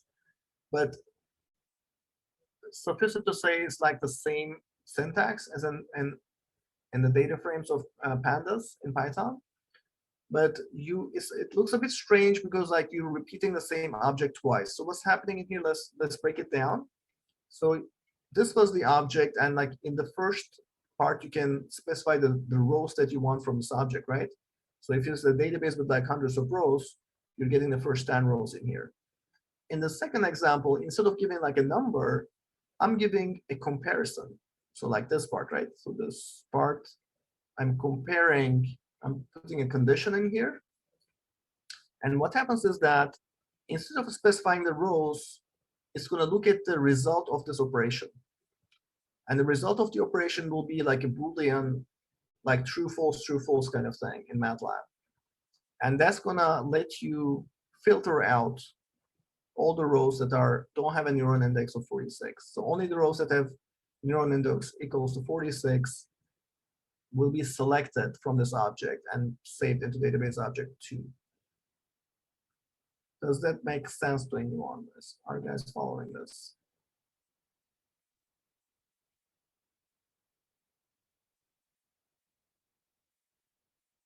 Is this useful to anyone? All right, Francisca said yes. Are you guys finding this useful, or is it going to be like, could this like work in your workflow? I think we should test it. We should test several things and. Yes, you should test them, right? So I'll come up with a tutorial in short time. So let me, well, I hope I have these operations in there, but we can test it, yeah. Actually, let's see. If we do it with this one, so we already had one in here, right? What was that? This one. Let's actually do it with this one. So this was like a database of 100 and something rows, right? aprof.likesdb. Is this what you meant by testing, Mehdi? Right, yes. Okay, so like if I already like selected like the first 5 rows and then all of the columns, right? I can do it like this. Now, instead of selecting the first 5 rows, I can say, I have to repeat the same thing twice. So let's see, I'll put it in here and I'll put, why can't I paste in here? Oh, this. Okay, I did something weird in my Matlab. So my Matlab is a bit messed up. Oh yeah. I'm using something weird. Okay. So now let's look at the help again. So in here now you have to like, in the second one, you have to like select all the rows because like the comparison have to be made with everything. Okay. So you have to take all of the rows and then you can select one of the columns. Let's say which column we want. Let's say we want the amplitude again. So we say amplitude and we close the parentheses here. So like now we're getting like all of the amplitudes for all of the rows. Okay. And we want to check the amplitudes that are, let's say, amplitude is like 28, 27, 20 something. Let's say all of the amplitudes that are less than 25. Okay. And then, actually, let's remove this thing from the beginning. And let's just do it like this. Let's just have a database, select all the rows from the database and the amplitude column only. And actually, let me rule this too, okay? Let's just run it like this. Let's just select one column from the database. Let's press enter. So when you press enter, what you get is actually another database object. So you basically what you did was you selected a subset of the database and it will create a new database object for you, okay? And if you want to see the data, you can use the display rows method. This will show it to you nicely. And you can see like, let's see, let's go to the top and showing you the amplitude for every row. And remember that it's like transposed. So amplitude is actually a column name and these are rows. So the row 1, row 2, row 3, goes like that. So this is what we're seeing. So let me see. Okay, let me do this. Now I'm gonna remove the display rows and I'm gonna say bigger than 26. Okay. What do you think this is going to do? Does anyone have any ideas? Let's see. I guess this may be asking too much from you. Let me run this. I'm gonna run this and we'll see what happens, okay? Okay, I think I broke Matlab. What is this? It's just ones and zeros. What happened here? It compared and give one to the values that were greater than 26, right? Correct. So it's a Boolean, right? It's a true false array. Everything that's greater than 26 is a 1. And the ones that are not greater than 26 are missing, right? There's few of them. And you can actually do some stuff. You can actually do a sum. It will give you like the number of rows. It says 185. And I think the total number of rows was 187, right? So you see exactly that 2 of them are missing. So if I say maybe like 26.5, that's going to be like even less, 170 items were only there, okay?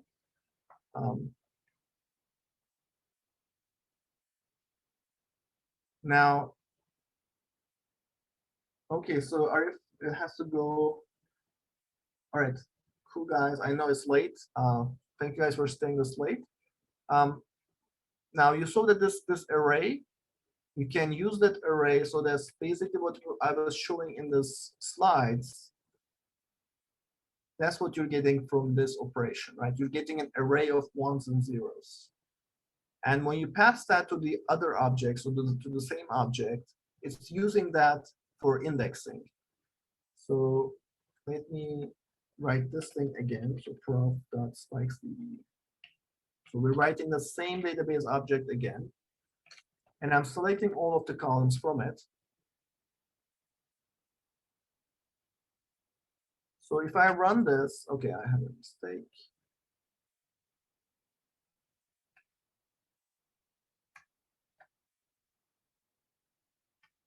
All right, so now when I run it, what happens is that I get another database.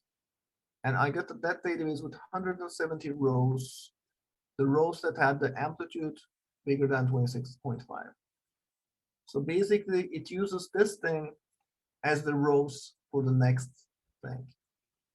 So you can, I don't know if you guys are following, but it's just like a nested filtering, okay?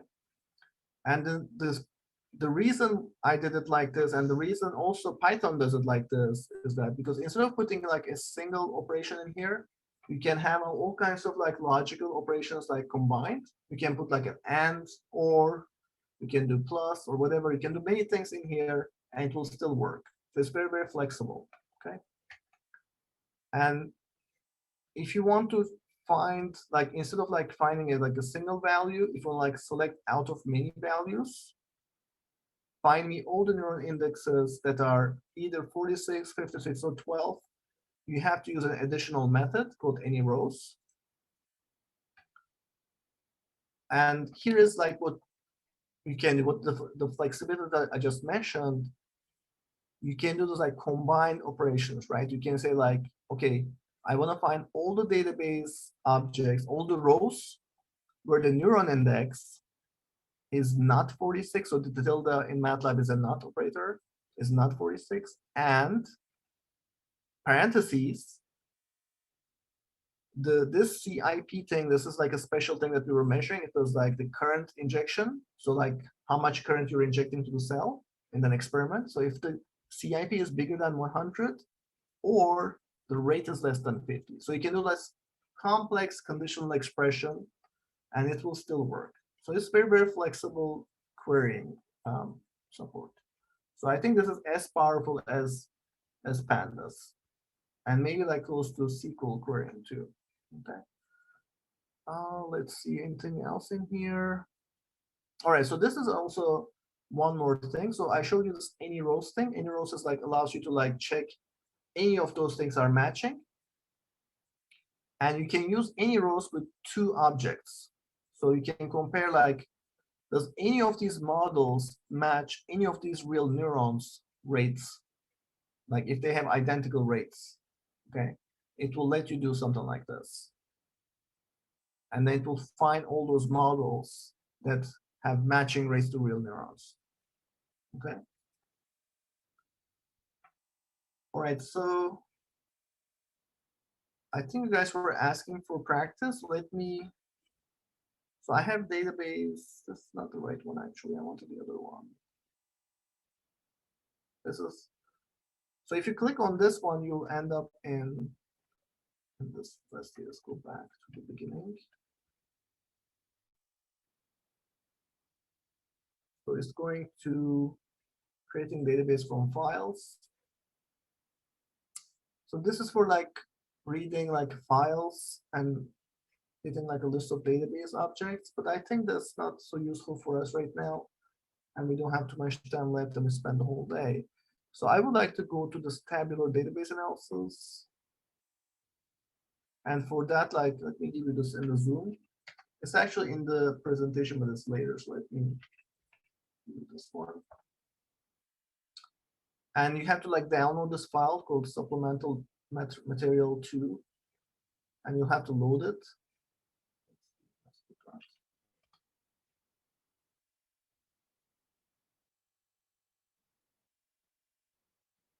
So that's gonna give us something like 3 objects, I think, is coming out of it. Sorry. And then there are like examples for like averaging, combining rows, and then all of them have like plotting too, I think. Where's plotting? Oh, the plotting is not here. Oh, there are some plots in here. Okay, cool.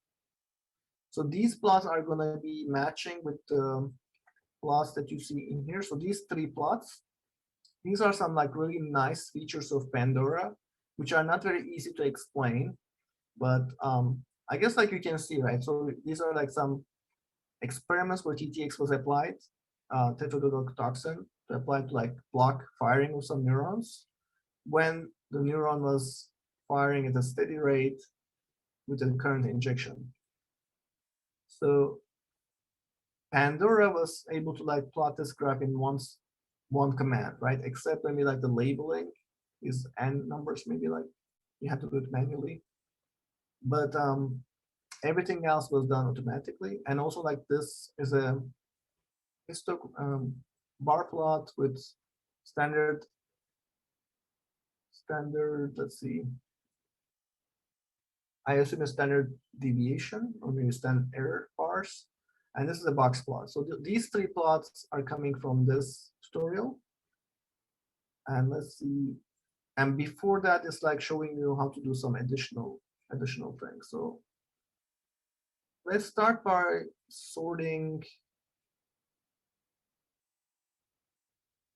Yeah, sorting, averaging rows. And after averaging, let's see if we can do this.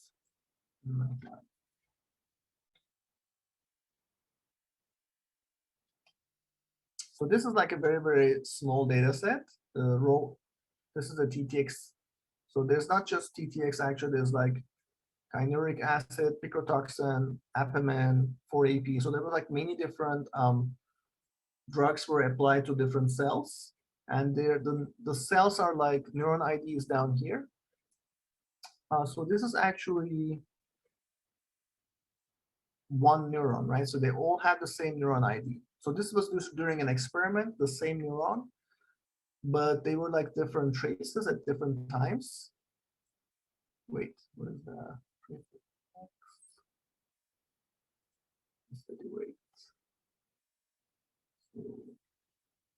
Okay, so it looks like in this example, it's the same neuron, it's the same drug application. So it has both picotoxin and kynuric acid. And what is changing is like the current injection. So picoamps current injection is starting at 0 and then it's going to 100. And what else is changing in here? And when you do that, the rate of the firing of the neuron is changing from 0 to 24 to 26 and 26.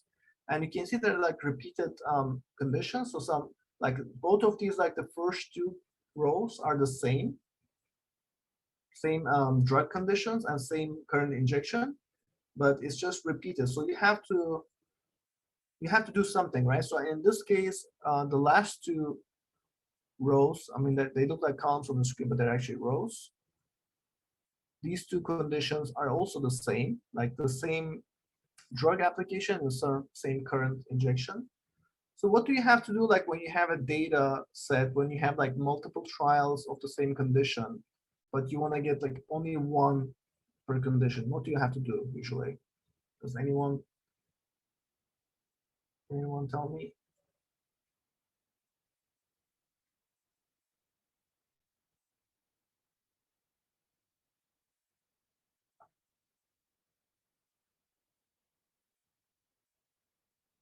Because like the experimentalists like usually like record the same thing multiple times, right? And what do you do with the data usually? It's the average, maybe. What's that?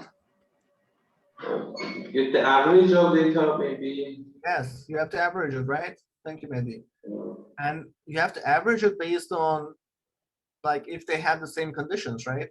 Because you don't want to average when the current injection is 0 and versus 100, and you don't want to average it when actually I think the last three are the same condition. There's nothing else changing in here. So there's first two rows is one condition and last three rows are another condition, right? So now that should be some work, right? So you have like find the unique rows and then average them and then combine the results, right? But in Pandora, because like that's like a very common operation in neuroscience, right? It's very, very common thing to do. So in Pandora, it's just one line. It's called mean duplicate parameters.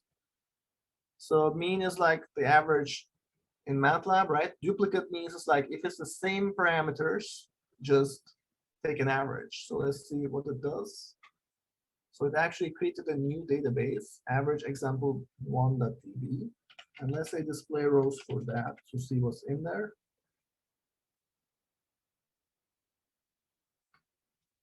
And in here, there are only two rows. Is this looking like what we should be seeing in it? Would this be the result of the averaging?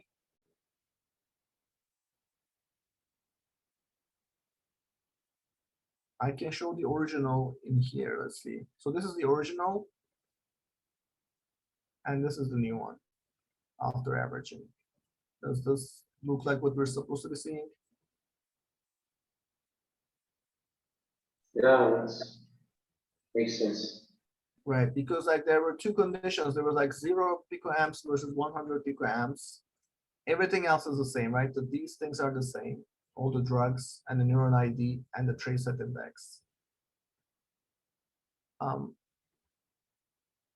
And it removed some stuff in here. There was a steady rate. So the steady rate is what was averaged.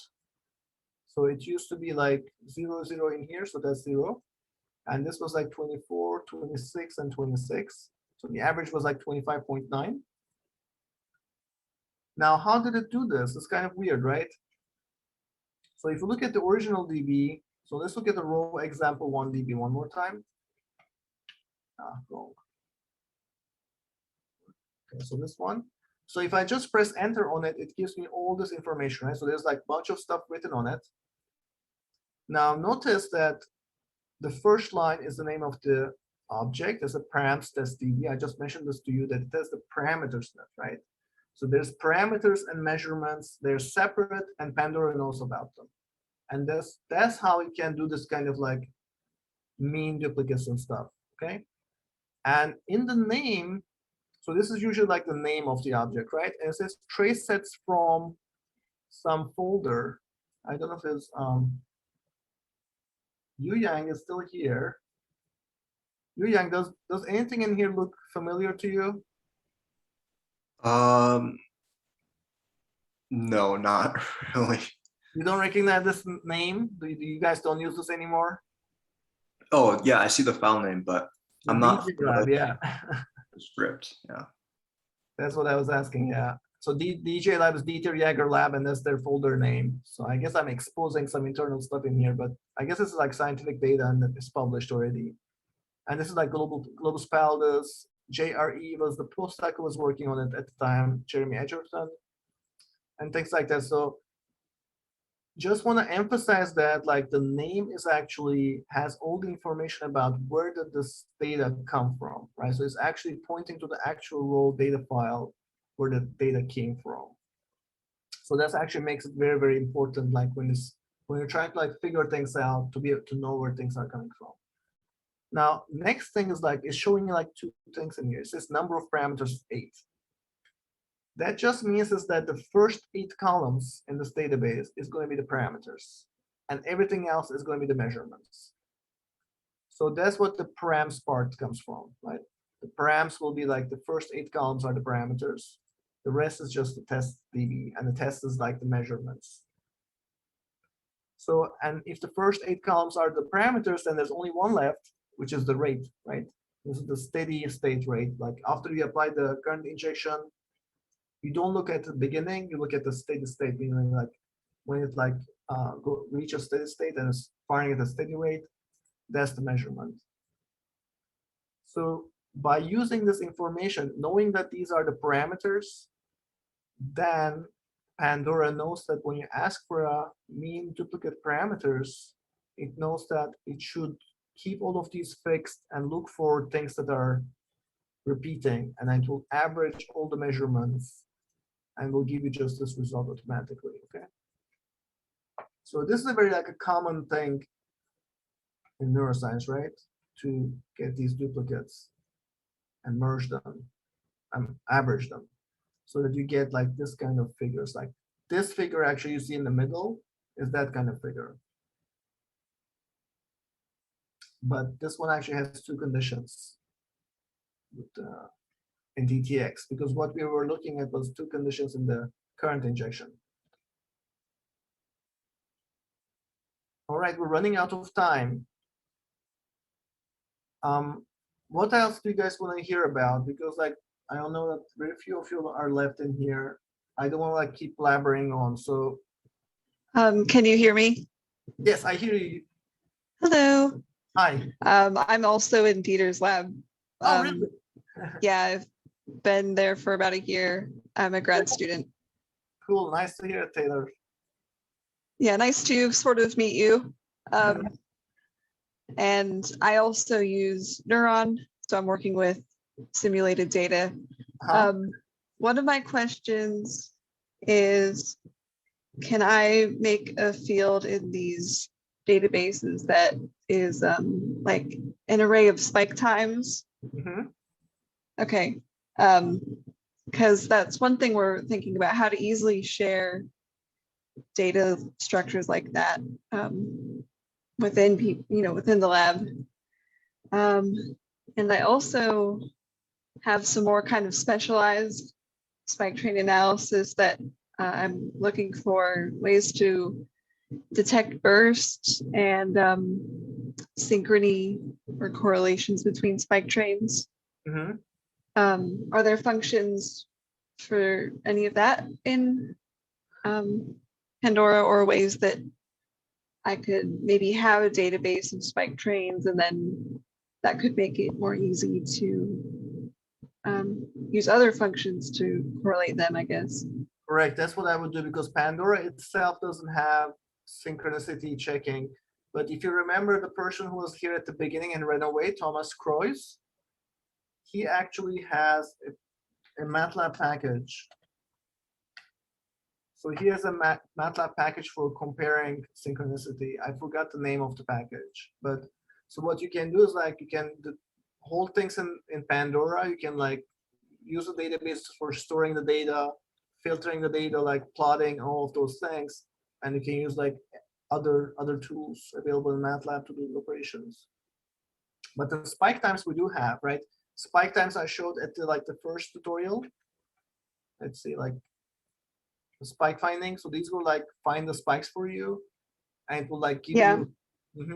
So it will give you the spike times actually. So the spikes object has a spike time. Is this what you were asking for? Would this work for you? Yeah, that's good. Yeah, and yeah, and then in the spikes database, like once we get like the database object, where was that? Not in here, but in the next one, I think. Yeah, next one. Extracting foreign characteristics. In here, when you get like the spikes database, like this object, and then you can like plot it and stuff. Like this is like showing how you can plot it, but you can actually just get the spike time. So spike initialization time. So if you take this one, it's already in the database, and this is what you need actually. So you can just extract this and keep them in like different other databases and stuff. Would that work? Yeah, thanks. Mm-hmm. Yeah, so I'm glad things are happening in Leader's lab, and you guys are using Neuron now, and I hear you guys using Python too. So that's cool to hear. And yeah. Definitely. Well, we have a new postdoc who's really into Python rather than MATLAB, and he's kind of the Neuron expert, Francesco. And because Python now lets you run Neuron scripts from within Python, I was thinking maybe it would make sense to do my analysis in Python, but it's just as easy to export a text file to analyze in MATLAB. Right, you can do both. Yeah, you can use them together. Right. And I think I spoke to Francesco last year briefly, but yeah. Cool. Did we answer all of your questions, Taylor? Yeah, thanks. Yeah, and also like you can ask me later, like if you're trying to get something to work and it's like giving an error or something, just let me know. I can look at it. So for me, it could be like something really easy to fix. But yeah, let me know. This is for everyone. Like if you guys want to use this thing but it's like not cooperating with you, just let me know. Yeah, okay. Mm-hmm. So let's see. So I really want to ask you guys like what you want to learn in the last few minutes, because I don't want to like keep on blabbering. But you should definitely like go through this to see like what kind of plots it creates. Like these plots are like nice plots from that these things.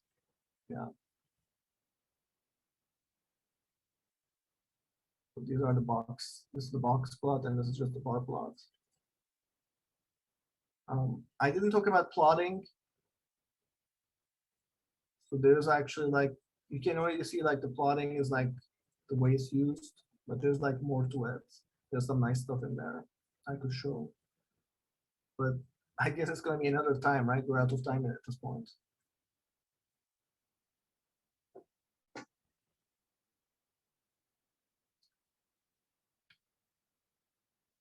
Okay, so I know you guys want to go. It's late. All right, so this is my final slide. I have a slide. I have a survey in here. I'm posting it in the chat. I think it's from last year actually, but I want to get your feedback anyway, so I forgot to update it. Yeah, so do open issues on GitHub, although like I'm so bad at looking at them, but I will try to do better since now I did this tutorial. I feel more responsible. Yeah, and thanks for coming and staying so late and for 3 hours. Thank you so much for your time. Yeah, thank you. This was great. Happy to do it. And good talking to like old people like Layla, and also new people like Yu Yang and Taylor and Mehdi and Arif who left earlier. Bye guys. Thank you very much. Thank you, Master. Thank you. Bye. Bye. Bye. Thank you. Thank you.